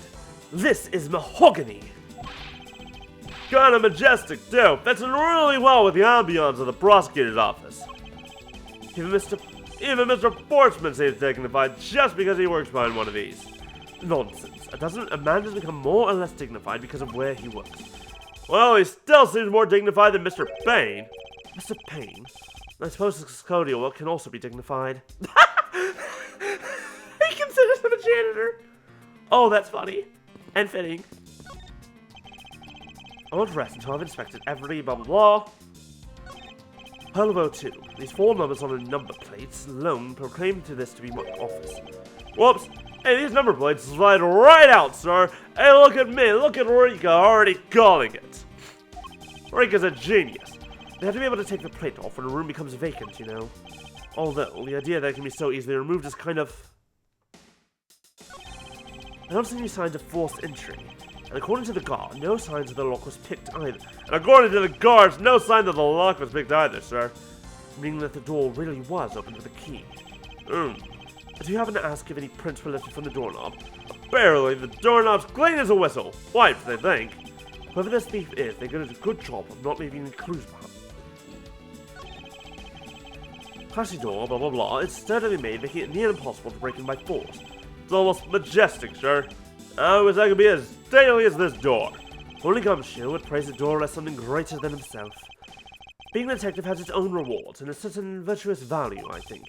If you live up to your full potential, that's a poignant trait that anyone can admire.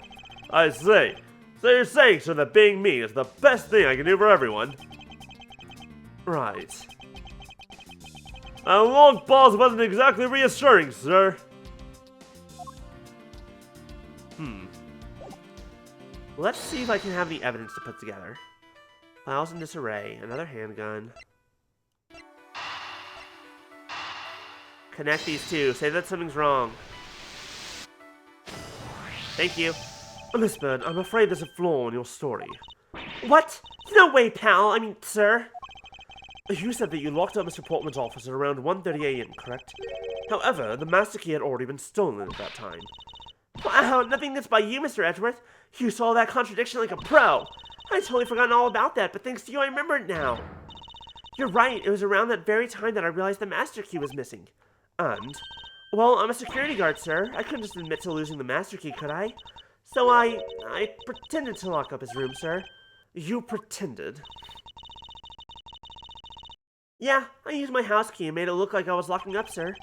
So in actuality, you never did relock the door, then? Well, I thought that maybe I could go lock it after I found the key. Come to think of it, I guess the door still hasn't been locked properly. Hold on. We're just gonna mosey right in. Mosey on in. Mosey on in. Walk into this door. Deduce. Oh, yeah. Hold on. Hold on.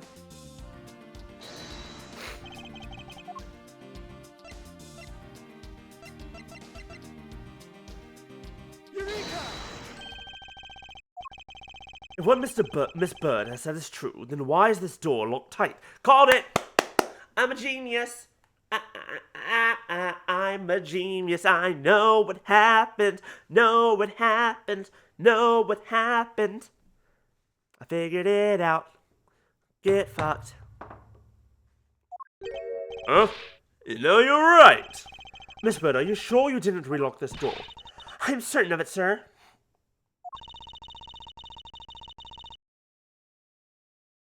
And I don't think Mr. Portsman noticed it himself that I hadn't. Which means what, sir? Which means what, sir? It either means that he actually does have the key to his office, or that the door Miss Bird opened wasn't this one at all, but a completely different one.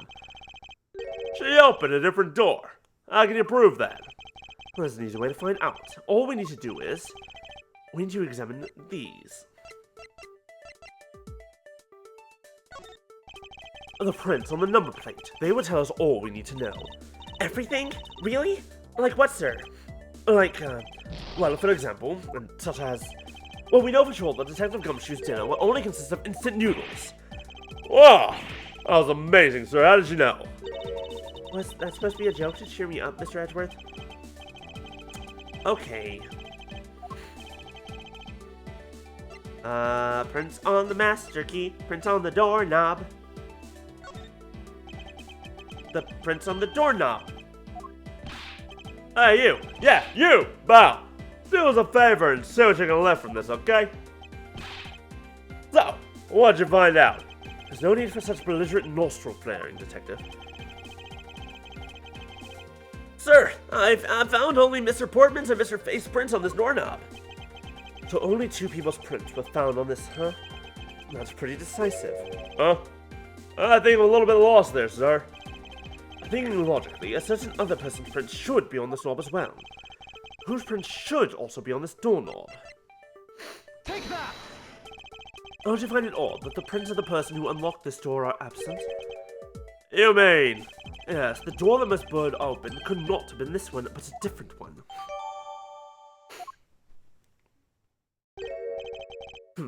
What have we here? I won't rest until I... Yes, I know. You've said this already. Is this basketball property of Mr. Portsman? Yes, sir. He's always ready for a match. Basketball, soccer, dodgeball, tennis. Doesn't matter what sport it is, he's game. Although I think it'd be a little hard to play tennis with this ball. Oh, that isn't the point you should be focusing on, Detective. Well, I mean, I see something underneath the door. But also I can see that his basketball hoop was moved. You're right, sir. Now I know what I should be focusing on. Bad Mr. Portman. Someone should teach him to clean his toys up after he's done playing. I think we've reached the end of this conversation. There are multiple things to look at. Several things, in fact. What's this? What are you looking at, sir? Oh, hey, how about a game? That's okay, Detective. I just found the position of this hoop to be a little off. Hey, you're right, sir. I guess it shifted when someone made a seriously sweet slam dunk. The positioning of the hoop is definitely unnatural. I'd better take note of this. What is this? Looks like a scrap of paper. I'll get it, sir. No need to worry about this. I got it. Let's see. Oh, there's something written on it. It looks like a note from the victim.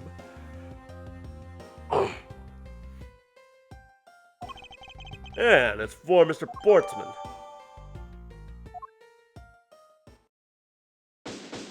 Investigation complete! Huzzah!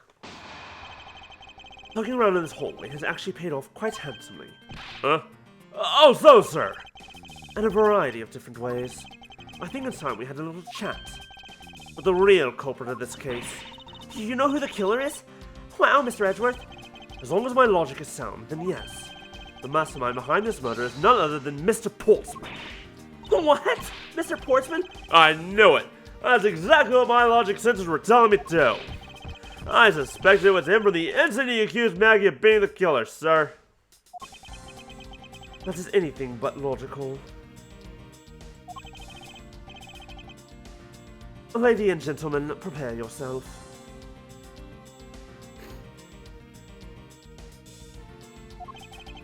Come what may, it's time to knock on truth's door.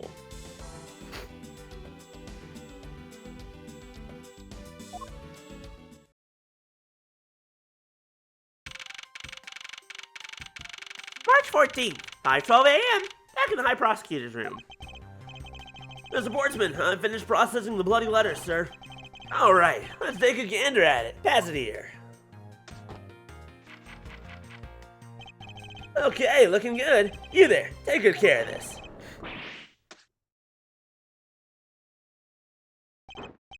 Well, if it isn't Detective Gumshoe. End of the line for you, Portsman. We got you now. Oliver Dog, Mr. Edgeworth. Some kind of joke. It's no joke. We know, Mr. Jack Portsman, that you are the guilty party in this case. You must be pretty upset getting chased out of your own room. I'd be mad too. So I guess you can stay, if you promise to stay out of our way. You intend to hide your crime under the guise of a prosecutor doing your job. I can see right through the unsightly paper-thin mask you wear upon your cowl. Who would have ever thought it would come to this? Actually, come to think of it, your mentor was Manfred von Karma, right? I'm a legendary prosecutor who never lost a single case for 40 long years. But there was always this incessant chatter about forged evidence with the guy. Really teaching me that I've got to stay on the lookout for false accusations, you know? Are you done trying to play mind games with me? Because they won't work. The only thing you should be using that mouth of yours for now is explaining yourself. Although that too will only dig your hole deeper. Either way, your game is up. Well, aren't we full of ourselves? Even though you've yet to prove anything. I have no idea what sort of harebrained idea you have in mind, but there's a mountain of evidence that points away from me being the culprit. Besides, how, may I ask, do you propose I unlocked your door and got in here? Look, I feel bad doing this to you, but I've got work to do, so we're done here. Sorry, but we are not finished yet. Oh, you're stubborn. I suppose you're basing your accusations on something. I'll show you what I'm basing my accusation on.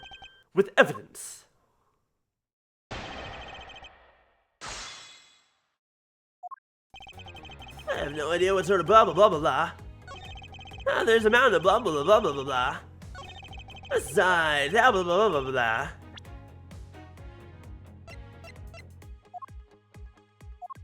Very simple, because of this.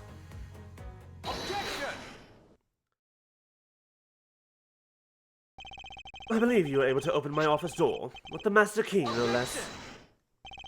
Wait. Hold on for a sec. I never laid a finger on that key, as you already know.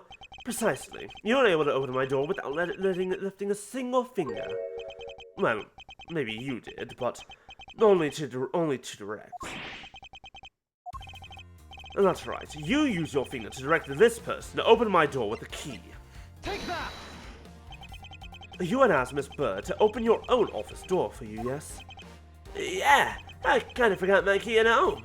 Happens a bit too often for my taste, you know? But the room you had Miss Bird open at that time was not your own, was it? What? You have quite the imagination. Well, why don't we ask the girl herself whose door she opened, shall we? I'm certain that it was Mr. Portman's door, sir. I checked the number plate to make sure I was opening the right door, sir. See, Miss Bird backs up my story. Yes, what if you had misled her, to fool her into thinking what you wanted? Ah, and how do you suppose I did that? By switching the number plates on our doors, for example. That's right! They do slide out pretty easily. Furthermore, you then used one other thing to give a very strong impression. That the door she was opening was yours and not, in fact, mine. What was it that Mr. Portsman used to make Miss Bird think that it was his room? Take that! What? The basketball hoop, sir? It's quite the peculiar fixture in any hallway, let alone a hallway in this building, which is why it left an unusually strong impression on you. It's an object perfectly suited to sit just outside the office of a peculiar prosecutor. Gah! That's very true, sir, because there was a basketball hoop sitting there. I thought the door I was opening had to be Mr. Portsman's. There are signs that the hoop has been moved. This is in front of my office, to be sure. I see. So that's how you throw suspicion on people. Thanks for the tip. But I think your conjecture is a little off the racetrack. Now you're just spouting nonsense. I had the girl open my office door. After that, I was in my room the entire time. You don't have a single reason to suspect me. Excuse me. So he intends to claim his innocence to the end, does he?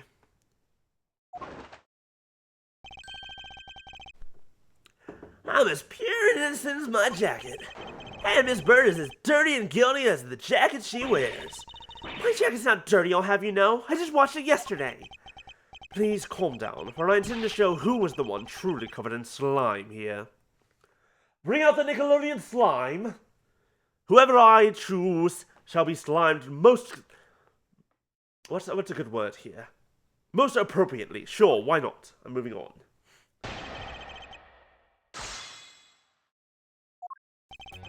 You're just spouting nonsense. Blah, blah, blah, blah. You were in your room the whole time. And what were you doing in your office? I was doing my usual training regimen. Training regimen? Are you going through your law books from start to finish? Really batting practice in some weights. Oh, and I jog when I get the chance. Whoa, you must be the buffest prosecutor we have. With the weakest legal muscles, it would seem. I was doing my usual workout, so... Hold it! Using the master key, of course. Sure. You have a problem with that? That is what the master key is for, right? Perhaps you should place it in an elaborate labyrinth of some sort for people like you.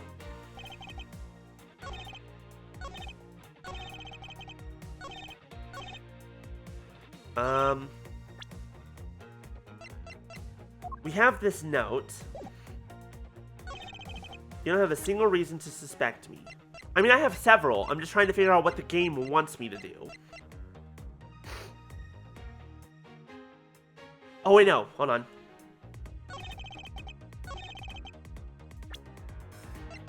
Objection!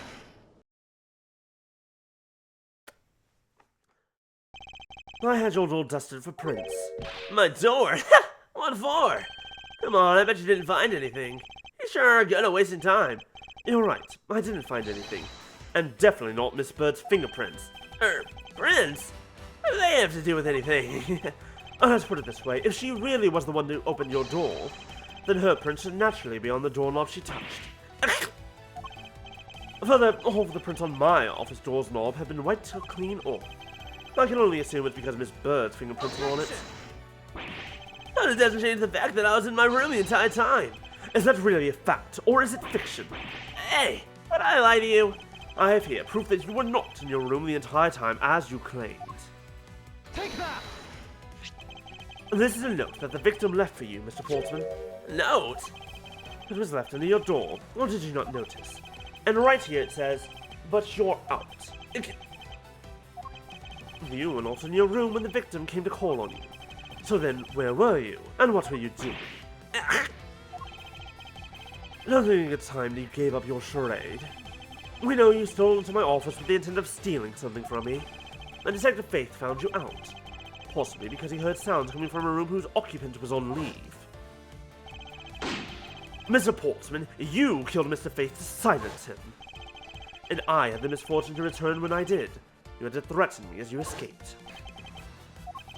As I said when you had the gun to my back, no one would get away with committing murder in my office.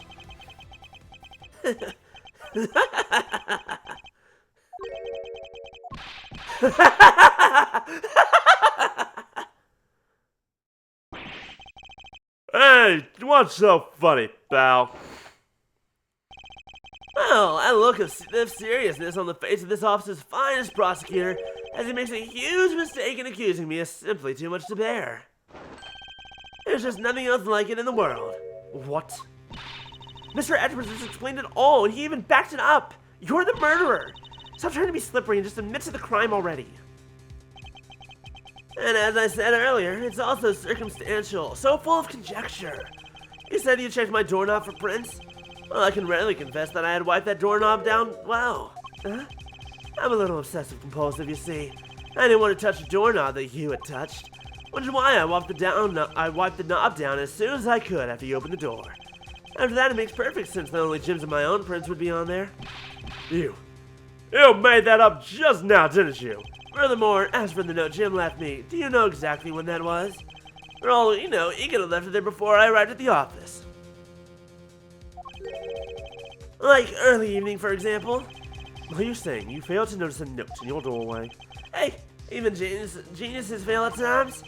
I was probably too preoccupied by work-related matters, although that's no excuse.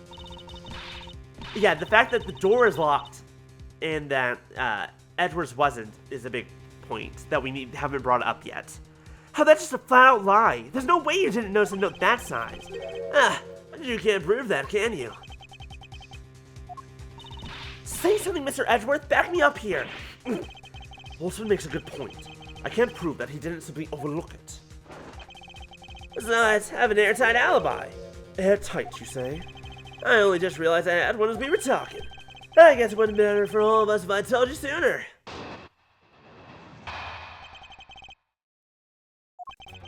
If memory serves, you came back to this office at around 2 a.m., right? And it was then that you had that unfortunate confrontation at gunpoint with the culprit. And at exactly that time, I was down in criminal affairs. Ask around, I'm sure the other detectives will corroborate my story. It's the perfect alibi. Do you really think it's that perfect? Like I said, I don't care. Ask around all you like. You'll see for yourself. Detective Gumshoe? Sir, wait up. Right. Sir, yes, sir. I'll go check out his alibi, sir. Be right back. Mr. Edgeworth, sir, I think we're in trouble. Just like Mr. Portsman said. Guys down in criminal affairs said they saw him at around 2 a.m. You see? All of the evidence points to him being the culprit, so there must be a contradictory point in his alibi somewhere. There were two people. There was a second person. Someone else came afterwards.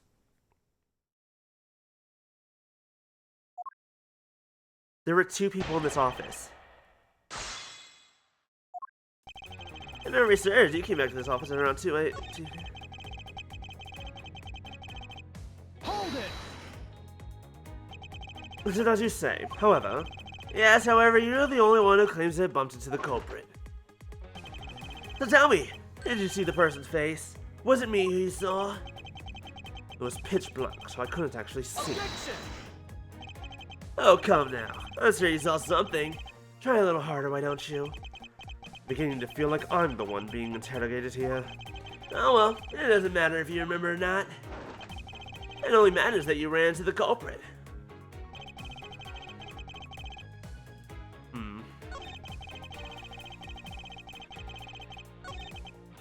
Hold it! So you paid the Criminal Affairs Department a visit. Yep, right after I left the prosecutor's building, I headed straight for the precinct. Hold it! You are correct. It was around 2 a.m. Are you sure? It's really important to me that you're spot on with the time. I remember checking my watch then, and make no mistake, it was 2. Ooh, giving testimony like a pro. Okay, so you came back to your office at 2.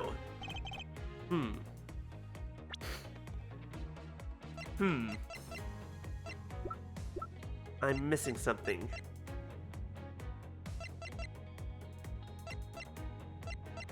I'm missing something. I've already pressed him on everything except for this one. Hold it! Well, we did go and ask around to confirm your testimony. And it was just as I said, right? Yes, sir. A number of detectives said they saw you at around that time. See, I have the perfect alibi. That's the ace I had up my sleeve. Impossible. He actually does have the perfect alibi. What's wrong? Why the sudden sullen look on your face? Can't you say anything back, Mr. Edgeworth? I think we've reached the end of the line, and it's time to get off this crazy train. You there. Sir. Please escort the young lady out, but remember, be gentle. Maggie! Maggie? Detective Gumshoe? Is there nothing I can do? There must be a way to turn this situation around. If I only had a clue. Did I miss something that can help me cast doubt on his alibi?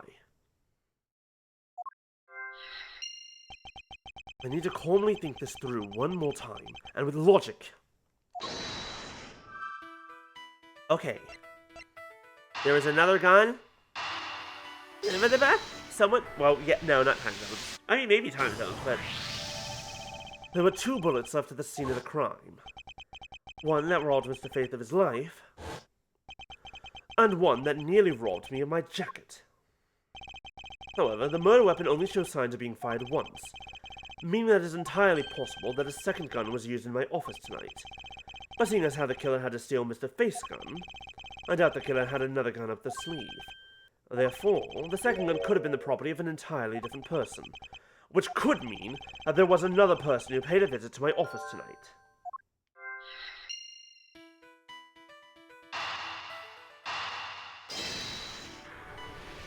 And this is the person who stole the file from the Gumshoe.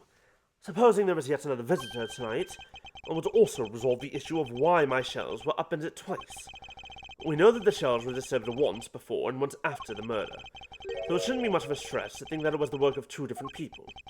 Once by the person who stole the victim's gun and then killed him with it, and once again after the murder by our second culprit, who was the owner of the second gun. If we suppose that the second culprit's gun was the one that was pointed at my back... Objection! Mr. Portsman, it seems that I need to amend my assumptions regarding this case. Great! So you finally come to your senses. Mr. Edgeworth? Sir, what are you saying? There's been a big misunderstanding on my part from the start. I had assumed that the person I ran into was the killer, but that may not be the case. What do you mean? The person I ran into was just your average thief. A thief? But sir, doesn't that cause some sort of contradiction in the facts? Not at all. It simply means that the killer was someone else. And it means not that in actuality 2 culprits stole into my office tonight. What do you mean, do? It explains both why my Michelles were disturbed twice and how there were 2 guns. Mr. Portsman tricked Miss Bird and gained entry into my office. Ah, you're just leading the argument. You still don't have any actual proof, you know. If you could please go along with my hypothetical scenario for now, Mr. Portsman. In the end, if you really are innocent, you should have nothing to worry about. And now then, returning to my scenario, Mr. Portsman was out to steal something from me, which is why he checked my secret safe and ransacked my shelves. This is the first time. So then, this would be when the files were put back in the wrong order, right? Correct. And then, just when he was about to look somewhere else, who should walk in but his own partner, Mr. Faith? But why did Mr. Faith come into your room, sir? He probably had business with Mr. Portsman, which is why he was in the area. But that's when he noticed sounds coming from my office, would be my guess. Oh, because you were supposed to be away, right? And he must have thought it was odd, so he came into this office to check it out. Correct. And as a detective, that was the right thing to do. But when he came in, he found his own partner standing there. Because it was Mr. Portsman, Mr. Faith probably let his gun down. But Mr. Portsman was not so merciful as to let him leave alive. He waited for a chance and stole Mr. Faith's gun from him and then... killed him. He silenced Mr. Faith for catching him in the act of stealing.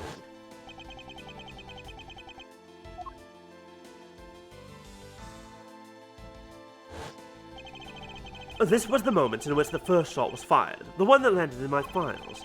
Following that, Mr. Portsman wiped the gun down and left it behind as he made his exit.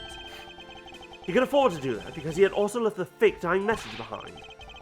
You're such a complicated troublemaker, you know that? Well, if things were as simple as that, then all would be solved. However, there was yet another visitor to my room, and this is where it gets complicated. There was another visitor, sir? Yes, and this other person detective was also to steal something from me. Now then, even after Mr. Portsman left, the door to my office remained unlocked. However, this new visitor had no way of knowing that, and so... they stole the master key from the security guard's room, and then entered my room and searched through my shelves. This was the second time they were disturbed, and it seems the thief found their prize. A stolen O file, right, sir? Correct. Only just as the thief was about to leave with the file, I appeared. The thief then threatened me with their own gun and made their escape. The second bullet was fired during that brief encounter. So the shell's getting messed up twice, the 2 bullets. It was all because 2 different people were doing those things at 2 different times! Precisely. So now do you see, Mr. Portsman, the person I met was just a thief, and was not, in fact, Mr. Face Killer. Your alibi for the time frame in which I ran into the other person is now irrelevant. Because we now know that the murder took place during the first culprit's visit. Bird's case? Unknown. Months ago, probably, at this point? What's so funny, pal? Absolutely splendid. Your scenario explains everything. Of course it does, it's Mr. Edgeworth after all. But you know, it still doesn't change the fact that it's all circumstantial. Supposing if, and that's a big if, your theory is right, it would indeed render my alibi, which is withstood scrutiny, mind you, irrelevant. But there is still one defining point of your argument, for which you have no evidence. Your supposition that I was the first visitor. Mr. Edgeworth, you can't let him get away with that, sir. I say we give him the poison for Cusco. Cusco's poison. She'll work just fine on this guy. But he has a point. I have absolutely no proof at this point. Don't say that, sir. I don't believe this. And don't worry, Maggie, I'll do something if I must. You know something? I find your attitude to be somewhat peculiar, Mr. Edgeworth.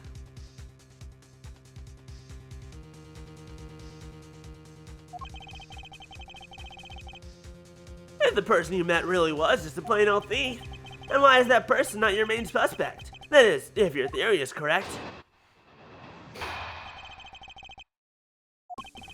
The thief you ran into should be your real suspect, wouldn't you say? We should be up there looking for that thief right now. It might still be nearby.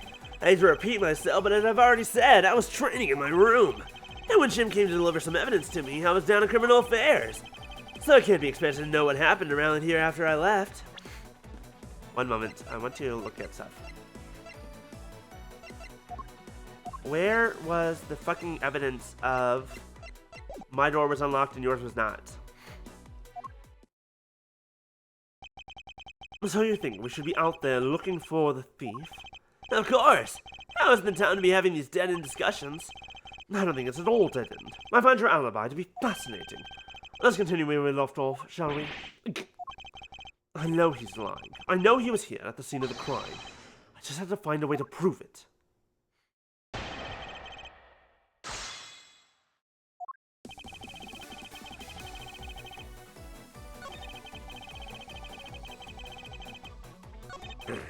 Hold it! Actually, no, I wouldn't. Why not? That's elementary. The dying message, of course. Mr. Face Killer clearly left those letters on the spine of those files. And it was after they were on there that the thief stole one of them. You mean the O files, right? The 0 files. Files are 0. Files from 10 years ago. File from your predecessor. And that's how we also know the letters themselves were set up and not for Mr. Face. If the thief was the killer, do you think they would try to undermine themselves? Maybe the killer just didn't think of that either. Yeah, that must be it. Maybe. We should be out there looking for that thief right now. It might still be nearby. Once escaped, I highly doubt a thief would legal nearby. Well, you never know. Maybe they didn't get what they were really after. Oh, you talk like you know quite a bit about this thief. It's nothing like that. I have no idea about anything, after all. I hate to repeat myself, but I was training in my room. But according to Mr. Face's note... Hold on, I thought we already cleared that up. Didn't we say that Jim left that note for me in the early evening? And if you have proof that he left it at a different time, say just before he was murdered? I don't have any, no. You see, so I insist again that I was in my office the entire time. And when Jim came to deliver some evidence to me, I was down in criminal affairs. Hold it! Why didn't you go there with Mr. Faith. Oh, that's because he said he was tired and was going to take a quick nap. You know those sofas in the hallway? He likes to sleep on those. It's one of his habits. And what of the evidence he brought? There are things related to yesterday's case. Just 2 items, a gun and a pendant. Interesting. This piece of testimony seems too crucial to let slip through the cracks.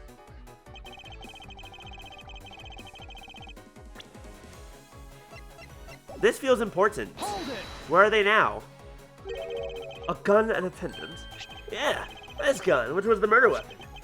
And his pendant, which belonged to the victim. And why were you taking them to criminal fairs? There's something in the past case file I wanted to compare these two to. But all this has nothing to do with this case right now. Anyway, I believe you'll find the long paper trail I left to be to your satisfaction. This is all matching up with what Detective Gumshoe found out. I can't be expected to know what happened around here after I left. I can't expect you to know, can I? Nope, but I guess you can expect me to take a guess based on logical deductions. Oh, then let's see you deduce. Jim waited for me to leave, and then stole the master key. For the purpose of sneaking into your room, of course. And that's when Miss Bird caught him red-handed, and the murder occurred. It's all exactly as I laid out earlier. I know he's lying. I know he was here at the scene of the crime. Just have to find a way to prove it.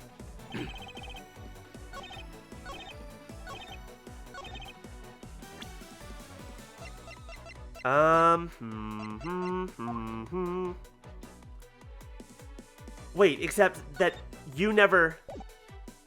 Haha! It was 3 pieces, and you never got them. Only 2 pieces. I believe the proper phrase here is, you fail. You're right, it wouldn't be. But they're still trying to pin it on her anyways. Especially because he's the prosecutor for this case, he would do his best to make sure that it was, whatever.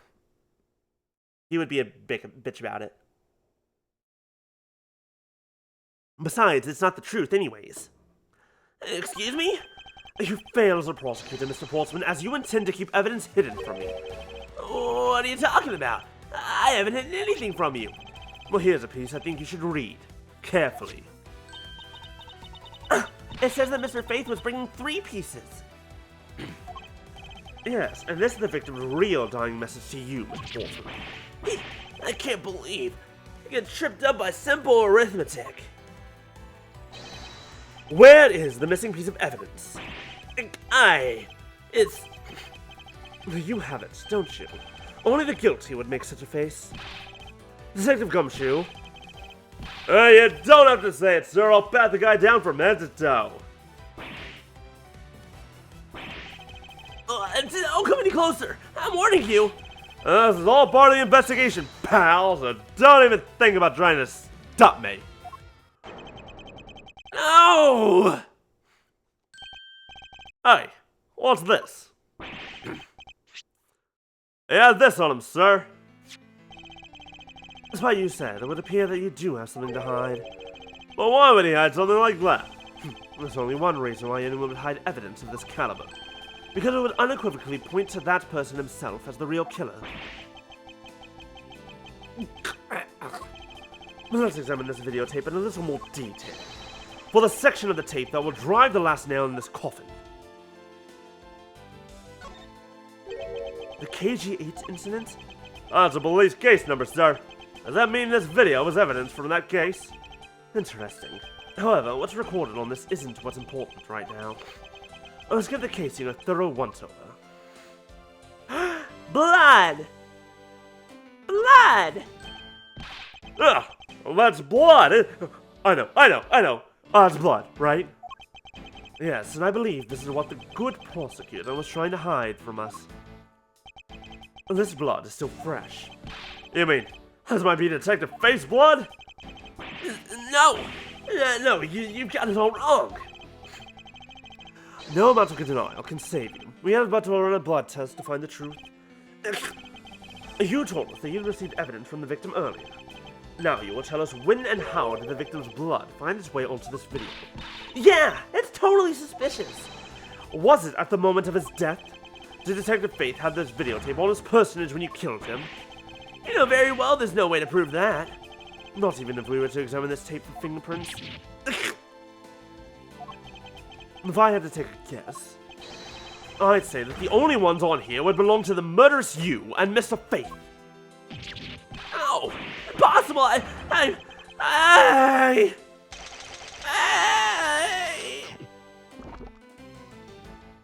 hope there was chocolate in that. I hope that was gold wrapped chocolate and not, like, actual gold, because I think he might be dead now.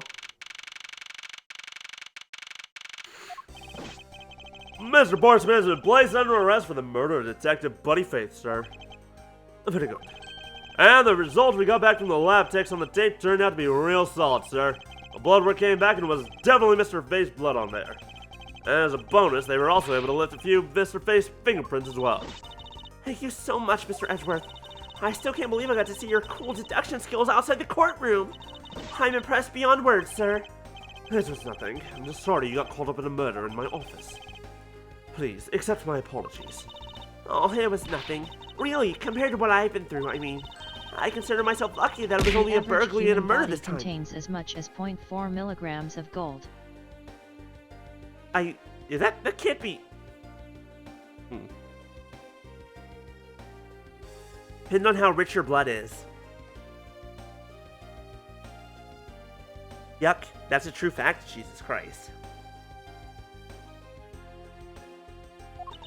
If it had been a hold-up or a hostage situation, I'd have thrown my hands up in the air. I think I'm finally rising up from a goddess of misfortune to just an unlucky person. Something tells me we should have hired a different person for security detail. You know something, sir? Mr. Portsman really was one corrupt prosecutor. And why would you say he was corrupt? Well, I heard that there were a number of suspicious things related to his court cases.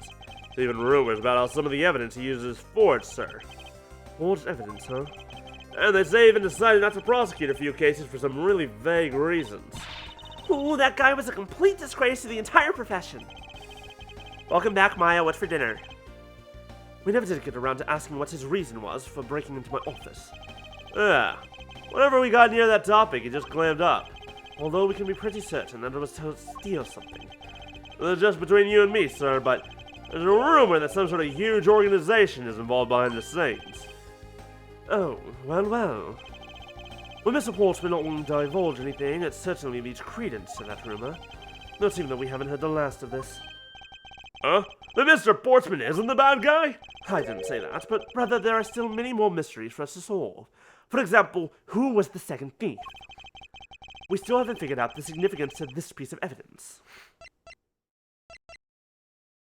Oh, this one? take that!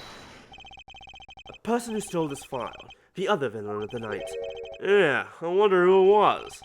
And what happened to the stolen pages?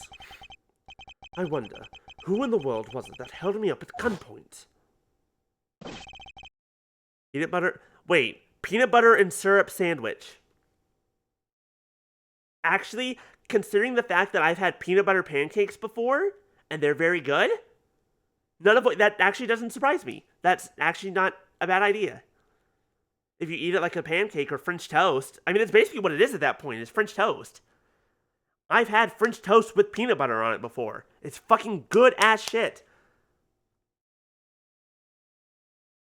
My brain, sorry, I'm now thinking about French toast with peanut butter and pancakes with peanut butter. And I'm like, oh, desire, oh, strong desire. Whenever I can taste again. Mr. Edgeworth, sir. Mr. Edgeworth, sir. Yes? I came across this while I was processing your office earlier, sir. This card. What is it, sir? Got a bird or something on there? It's not just any bird. It is the mark of the raven. A three-legged raven. Even you should know what this is, detective. Oh, it's about that thing, isn't it? That great thief everyone's talking about. Yes, it is the mark of the great thief Yatakarasu. Wait, hold on. Pause. Maybe I'm thinking of something else. I feel like, wasn't Yatakarasu, we mix peanut and syrup and spread it on a sandwich or dip crack? Oh, that's interesting. See, the way my brain went was a peanut butter sandwich that you pour syrup over and eat with a fork. That's the way my brain went. Wasn't Yatagarasu the name of the thing in the Dual Destinies? I mean, yes, it was. I know that much. Dual Destinies. Hold on. Destinies Yata. That was Karasu, wasn't it? I mean, there was the crow there, but I can't remember what the fuck it was called. What the fuck his name was.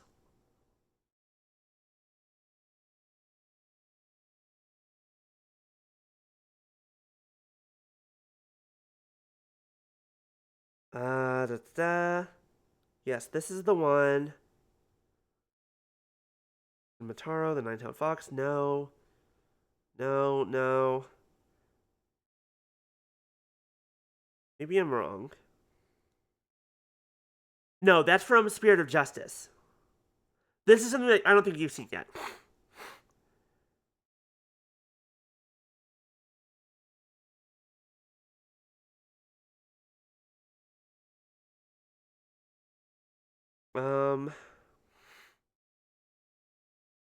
This is Tenmataro.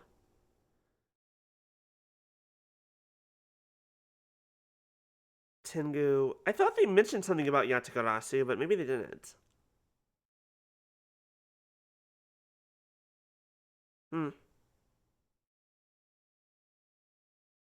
I guess I'm wrong.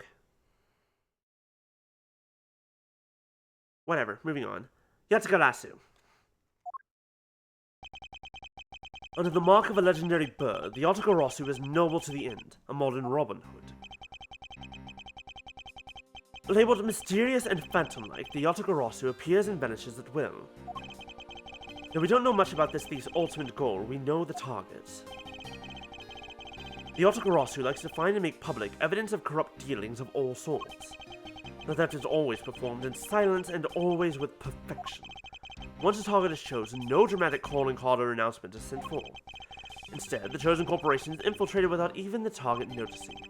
Some days later, the evidence that was found is sent out to the mass media, along with this single card, although it has been a while since the Yatagarasu's last appearance. Hey, Mr. Edgeworth, look! Something's written on the back. What? Let me see.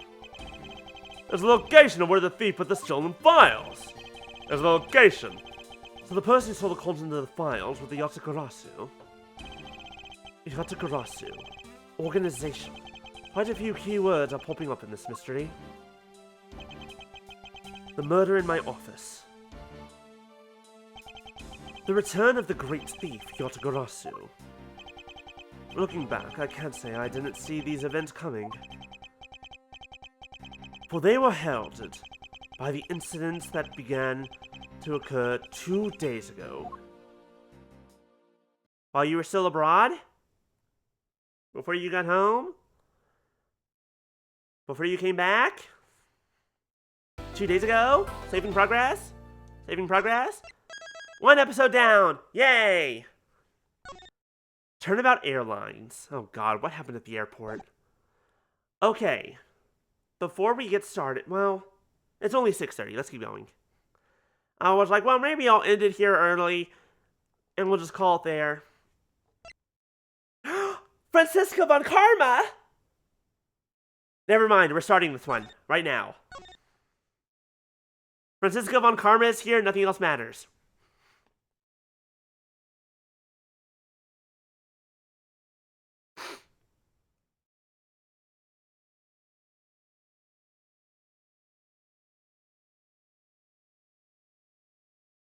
Episode 2, Turnabout Airlines. The murder that occurred in my office.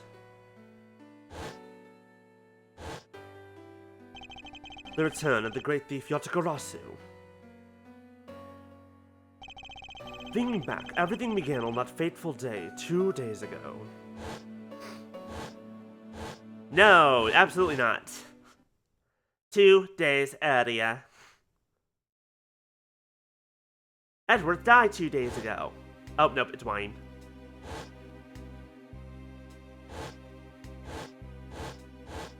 What the fuck kind of goddamn private jet and first class motherfucking bullshit did I just see?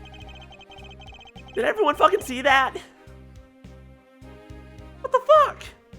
Yes, it all began 12,000 meters. Thank you for flying Go You Airlines. We are currently experiencing some slight turbulence. We are asking all passengers to please return to their seats and fasten their seatbelts. This is zero class? Absolutely. This is my wife, Edgeworth. He died 3 days ago. He sent me a letter. Jesus Christ. It's not that good. I'm sure it's not. March 12th, 6:13 a.m. Flight G390. First class lounge. Ugh.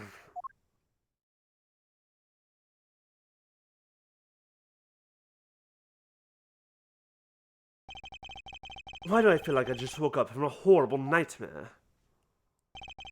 6:13, huh? I guess I was out cold for about 10 minutes. Slight turbulence indeed. Ladies and gentlemen, we are currently experiencing some slight turbulence. For your safety, we ask that you return to your seats and fasten your seatbelts. I suppose turbulence is to be expected on a flight. Though admittedly, I'm less than comfortable with anything resembling earthquakes. Well, damn it. What's this? A travel wallet? But it's not mine. How does someone else's travel wallet wind up in my pocket? My head. How would this headache go away? I'll take care of this travel wallet later. I'll hand it off to an attendant. It does kind of look Castlevania. From earthquake-like turbulence to an elevator. Why is there an elevator on an airplane? Terrible plan. I mean, I know that I've heard of double-decker planes, but still. What am I doing hesitating like this? Actually, I know full well why I hesitate. It was when I was still but a young child. Oh, that's right. Actually, it's common on double-deckers? Somehow that fucks me up. That feels wrong to me. I mean, I guess it makes sense. Mostly little stairs. Okay, that makes more sense. I'm about to say, like, stairs feel dangerous on an airplane. But, like, you're not generally going to be going between floors that much anyways. Anyway, it's time for some Edgeworth backstory for those who don't know. I was caught up in a murder that happened in an elevator. But how long am I going to let my past haunt me? It's just an elevator. I'm a grown man now. I need to behave like one. Hey, guess what? There's another murder in an elevator. What the? What in the world happened? Is there something wrong, sir? I must ask that you please return to your seat. He's dead! Please calm down. We mustn't jump to conclusions without all the facts.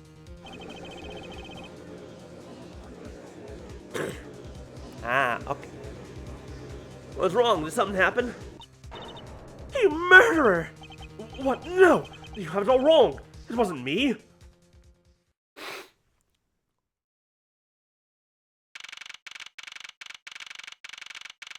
I found our murderer.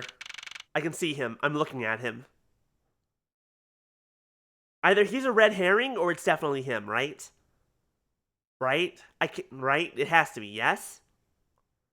We all see him, yes? The douchebag with all the fucking liquor in the world? Everyone, I'm sorry to interrupt, but I have an important announcement. I'm one of your flight attendants today, Rhoda Tenero. You're voting on the scared guy? Possibly. Unfortunately, we have just had a minor accident on this flight. An accident? Hell trees like we're stupid. I caught a glimpse and it was a murder! What? A murder? What's going on with this flight? Everyone please calm down. There's no reason to panic. This flight will stay on course and make its scheduled landing. We are still currently in the middle of a rough patch of turbulence.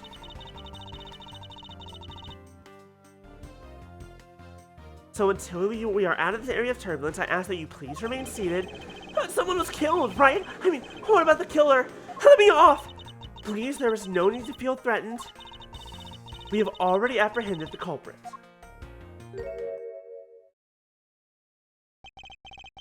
I ask that everyone please remain calm. What is he talking about? Why should we remain calm? My name is Miles Edgeworth. I'm a prosecutor and I assure you I am not the killer. Ha! Being a prosecutor doesn't make you incapable of murder, buddy. Now you listen here, I am not the killer, I simply found the body. So you say, however, I am sure that you are the perpetrator of this crime. I swear on my honor as a professional flight attendant, it could also be her. It's either you? It's one of these three. We're looking at them. It's either her, or it's the guy in the green suit. Oh, is that right? I know what I saw. And there's even very strong incriminating evidence to back me up. What kind of incriminating evidence is she talking about? We've already alerted the proper authorities at our destination. Until we land, you will remain in our custody by the powers vested in our captain. Yeah, no, I think it's her. Strictly because she needed someone to pin the blame on in order to make sure the rest of everyone stayed calm and thought that they had the murder and they wouldn't go looking. Miles Edgeworth would just happen to be there. I'm very sorry, but please understand our situation. Your situation? I'm more concerned with mine and the direction it's going in. Not about to sit idly by while I get accused of murder. Again! Miss Tenero, was it? Is it? Yes? I was wondering if you might give me a chance. A chance? To do what? A chance to plead my case. And a chance to ask what you meant by incriminating evidence but just now.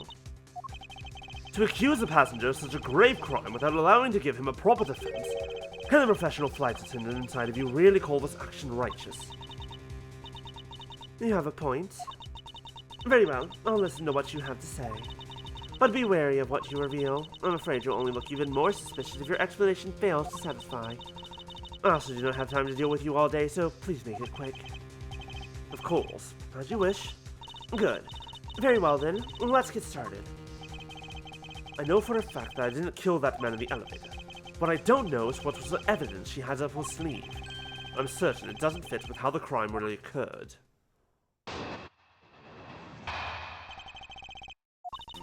I swear to tell the whole truth as a professional flight attendant.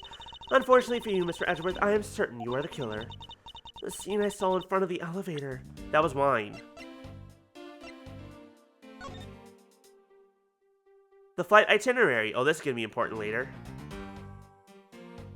Complimentary services for all your dietary needs. Best restaurant in the sky. Meals, drinks, and movie. All times shown corresponded to our departure time zone.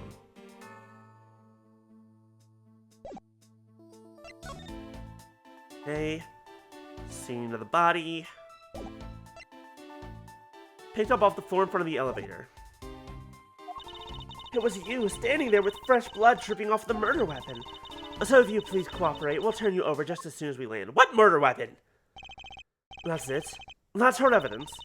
I don't think you could ask for a more perfect witness testimony. Wouldn't you agree, Mr. Edgeworth? Not really. Entirely perfect when there's a gaping hole in it. Alright. I'm 100%. Look, it was that thing. Look, hold on. It's that little. You can see the blood on it. It's that little statue thing.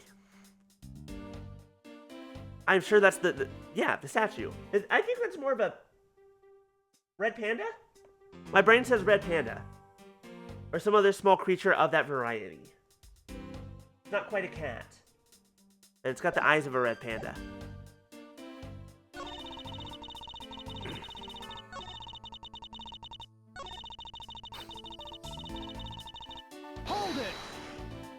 A tanuki, maybe.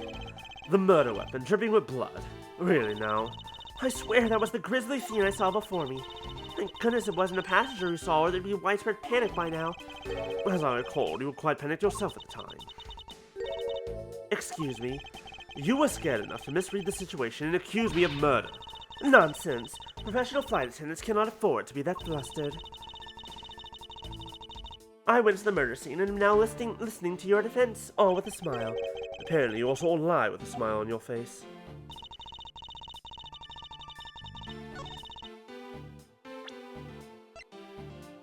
Objection! Miss Tenero, what is it with you yelling all of a sudden? Force of habit. Well, it doesn't matter. Miss Tenero, you say you saw the murder weapon dripping with blood. Is that correct? Yes. All that blood. Drip, drip, drip. Just recalling that scene sends a chill down my spine. Sorry, but your so-called professional flight attendant training has failed you. What? I'd like to direct your attention to this. Do you know what this is? It's a travel wallet, right? But it looks a little big and bulky. The thing you saw me holding when I discovered the dead body in the elevator was this very travel wallet, Miss Tenero. What? Impossible. Now then, do you still think I am the killer? That I killed him with a travel wallet? But I saw blood dripping from the wallet. I know I did. As you can see, this wallet is clearly stained. What if you be so kind as to take a whiff? I think you'd agree it's only grape juice because we can't talk about wine. We have to say grape juice because this is... We would say, it probably said wine in the original Japanese, but we have to call it grape juice because American localization, I guess. For the first time, anyways. Then... That's right. You mistook grape juice for blood. The murder weapon dripping with blood does not, in fact, exist. No! There, that should clear up that pesky accusation. Oh, wait just a sec. Even a wallet could be deadly if it's wrapped around something heavy. I demand that you show me what's inside. Please? She's trembling, and the tacked on please at the end. It sounds like I've got her. There's no need to look inside. Even you can tell from its appearance that it's light. No, I can't be sure of anything until I see the content of that wallet for myself. She's a persistent one. I suppose you have no choice but to see what's inside. Miss Tenero, if you would be so kind as to open the wallet and check its contents for me. Alright. I usually don't pry into passengers' belongings, but we have no choice here.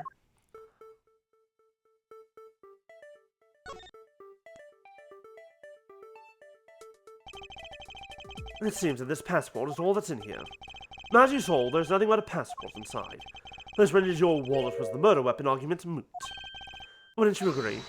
Hold it! Please, hear me out, Mr. Edgeworth. What is it now? Well, I was wondering, whose passport is it exactly? Can I take a look? Why not? I'm rather curious myself. This is... Ackby Hicks. It's just as I thought. This travel wallet belonged to Mr. Ackby Hicks, which makes it the victim's property. You stole the victim's wallet, didn't you? How dare you! You said it yourself. You claimed to be holding this wallet in your hands when I found you. Perhaps I did misconstrue the wallet for the murder weapon, but it seems that I wasn't wrong about who the culprit is.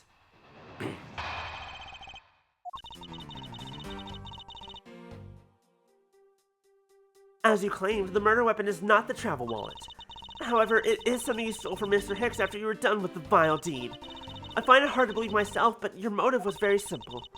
You were out to steal Mr. Hicks' money, weren't you? So even though I didn't have the murder weapon on me, you still suspect me, I see.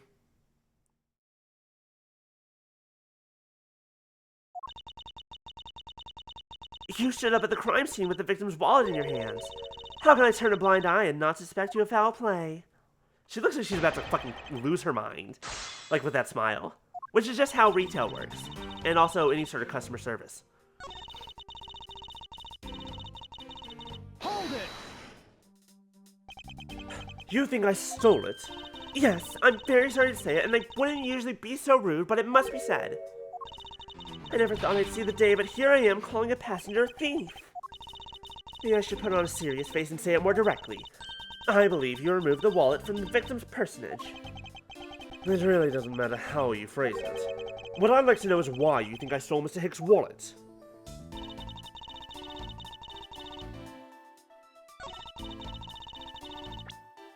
Isn't it empty? Like, the money's over there. Objection! I wonder if I might get a word in, Miss Tenero. What is it now? Miss Tenero, I wonder if you noticed the contradiction within your own testimony. What are you talking about? Simply put, as you saw with your own eyes, the only thing inside Mr. Hicks' wallet was his passport. If I really was after his money, then why would I steal a penniless travel wallet? But that's right. You, Mr. Edgeworth, you didn't know it was empty when you stole it. You would like to think that, but that's not possible. What do you mean it's not possible? There's no way the killer didn't know that the wallet was empty to begin with. Oh, and what makes you so sure? Oh, wait, I never inspected this. Each prosecutor's badge engraved with a number. Numbers, as if we're not human on the inside like everyone else. This badge design is said to reflect the relentlessness and discipline of law enforcement. It comes from the authority vested in us as strict protectors of the law and executes the sinners harsher than the blazing summer days. But I have no interest. Okay, anyways. Take that! If you recall the crime scene, I admit that the wallet was probably not empty at the time of the murder. That's pretty evident by the bills and cards strewn about the inside of the elevator. I think you've come to realize the problem with your logic. I would surmise that the victim's wallet fell out during the struggle, and that's when its contents emptied onto the floor of the elevator. The killer could have missed such an occurrence. Then you're saying, yes, according to your supposition, if I were the killer, I would have been going after a wallet I knew to be empty. And since I clearly was not attempting to gather the scattered money, that renders your argument of theft completely invalid. Forgive me, please. Okay, it's definitely the red-haired guy in the suit now. Hey, what the heck? Are you saying the attendant's wrong? Oh, hi, Biscuit. Hi, baby. Hi, come into my lap for the next 15 minutes while we finish stream. Yeah. Hey, baby. Biscuit's in the lap, y'all. He's here. Hi, baby. Did you enjoy your nap? Was your nap good? Hey, Biscuit, sleep well. I wish you would sleep better at night, but that's still fine. I mean, it could be. Wait, isn't the killer? Oh god, I didn't notice that guy before. Who's the goddamn court jester? I found a clown. I always want to blame the clowns now. It was a trick. Will you all please be quiet? Miss Tenero. Yes? You lost your cool when you saw the dead body. Plus, the lounge was dark, and looking into the light from the elevator, it's easy to see how you mistook the wallet in my hand for the murder weapon. I take no offense that you thought I was the killer. Mr. Edgeworth. Thank you for releasing me. Oh, yep.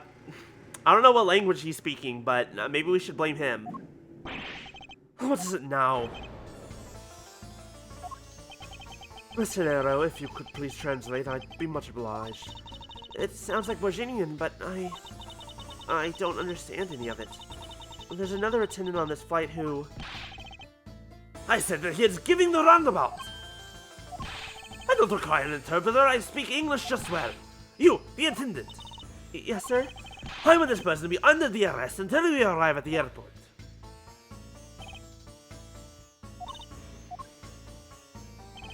I'm sorry, sir, but what exactly are you hoping for? What is it you want? I am finished talking to the likes of you. Please, I would like to hear why you would like me to be held under arrest until we land. You! How dare you try to waste my time!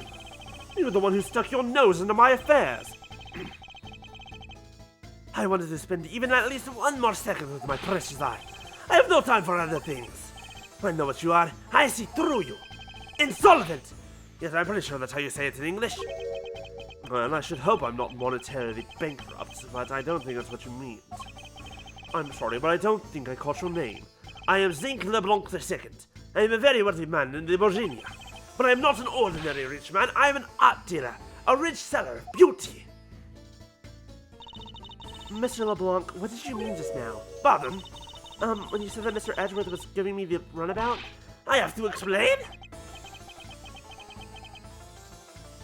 Unbelievable. I save it once and only once. I do not have even a second to waste. Time is money, as they say. Yes, and yet you continue to blather on, and also we're on a plane. You have nothing but time at the moment. I saw it, yes I did. I saw the victim go into the elevator. Going down to the lounge. It was exactly 6 o'clock. And what's the significance of that time? 6, he says. Oh wait, you saw him at 6? What's the matter, Mr. Edgeworth? You understand, I see. Miss Attendant, what time did you discover the body? Well, it was a little after that patch of turbulence, so I would say around 6:15. Hicks was his name, was it? Then I say that man Hicks was killed in the 15-minute time span.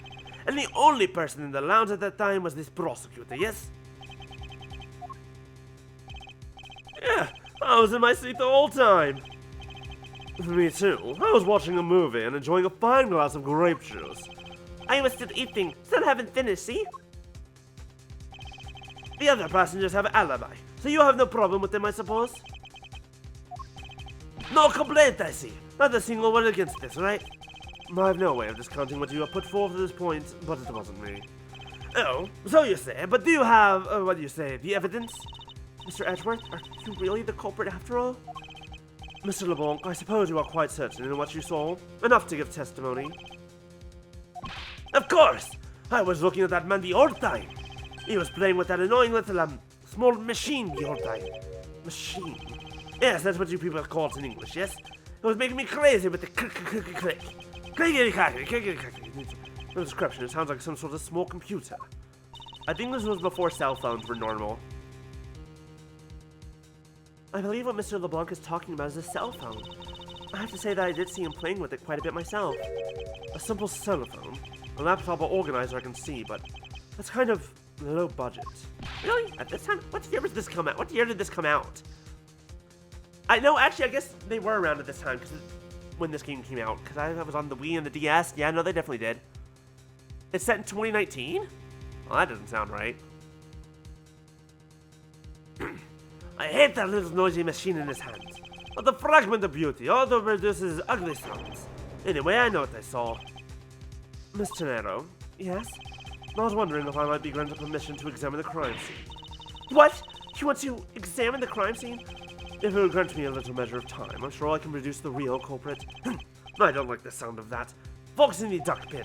Yes, I think that's how you say it in English. It's fox guarding the hen house, and I believe my innocence was proven earlier. And if I'm given the chance, I can clear up all the remaining doubts. Mr. Nero, if you wait until we arrive, there's a good chance that some evidence will have been destroyed by them. I understand. Let me see what the captain has to say. Ha! It should not be approved. Please, Mr. LeBlanc, it's an emergency situation. All decisions are to be made by the captain alone. Now, please wait here while I go ask the captain what to do. I'll be right back. You are not planning to arrest evidence when you are doing an investigation, yes? Of course not. Ha! We will see. Mr. Edgeworth, you have the captain's permission to investigate the crime scene. What? Unbelievable! I mean, I feel like just have her go with him. I am in your debt, Miss Tenero.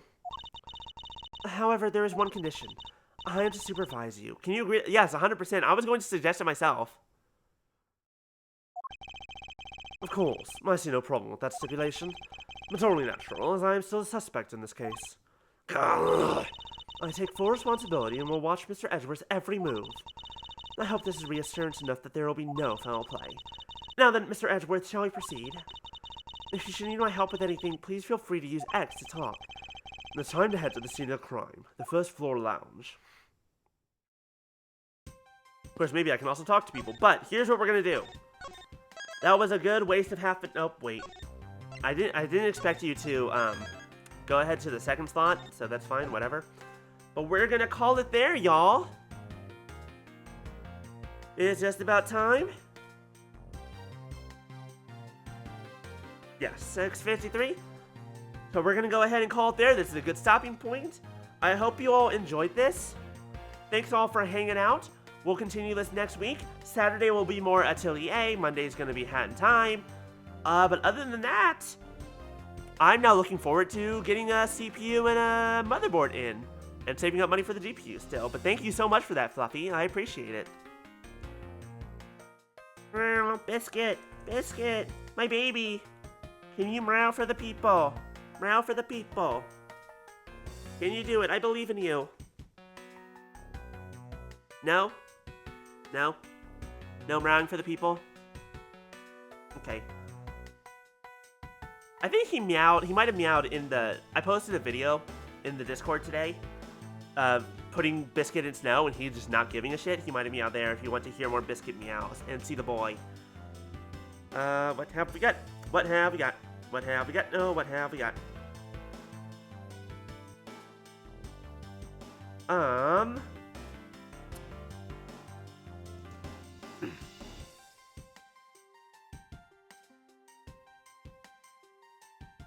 I'm trying to see who to raid. Apologies, this will take me a moment. I'm making decisions. But that's all we're gonna do for today. So let me see. Do I want to raid you or you? I feel like,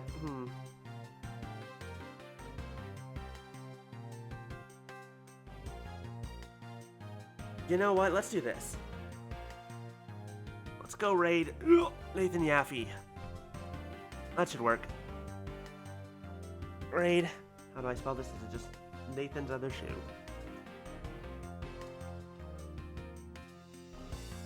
Did I spell that right? I did not. I accidentally typed a key.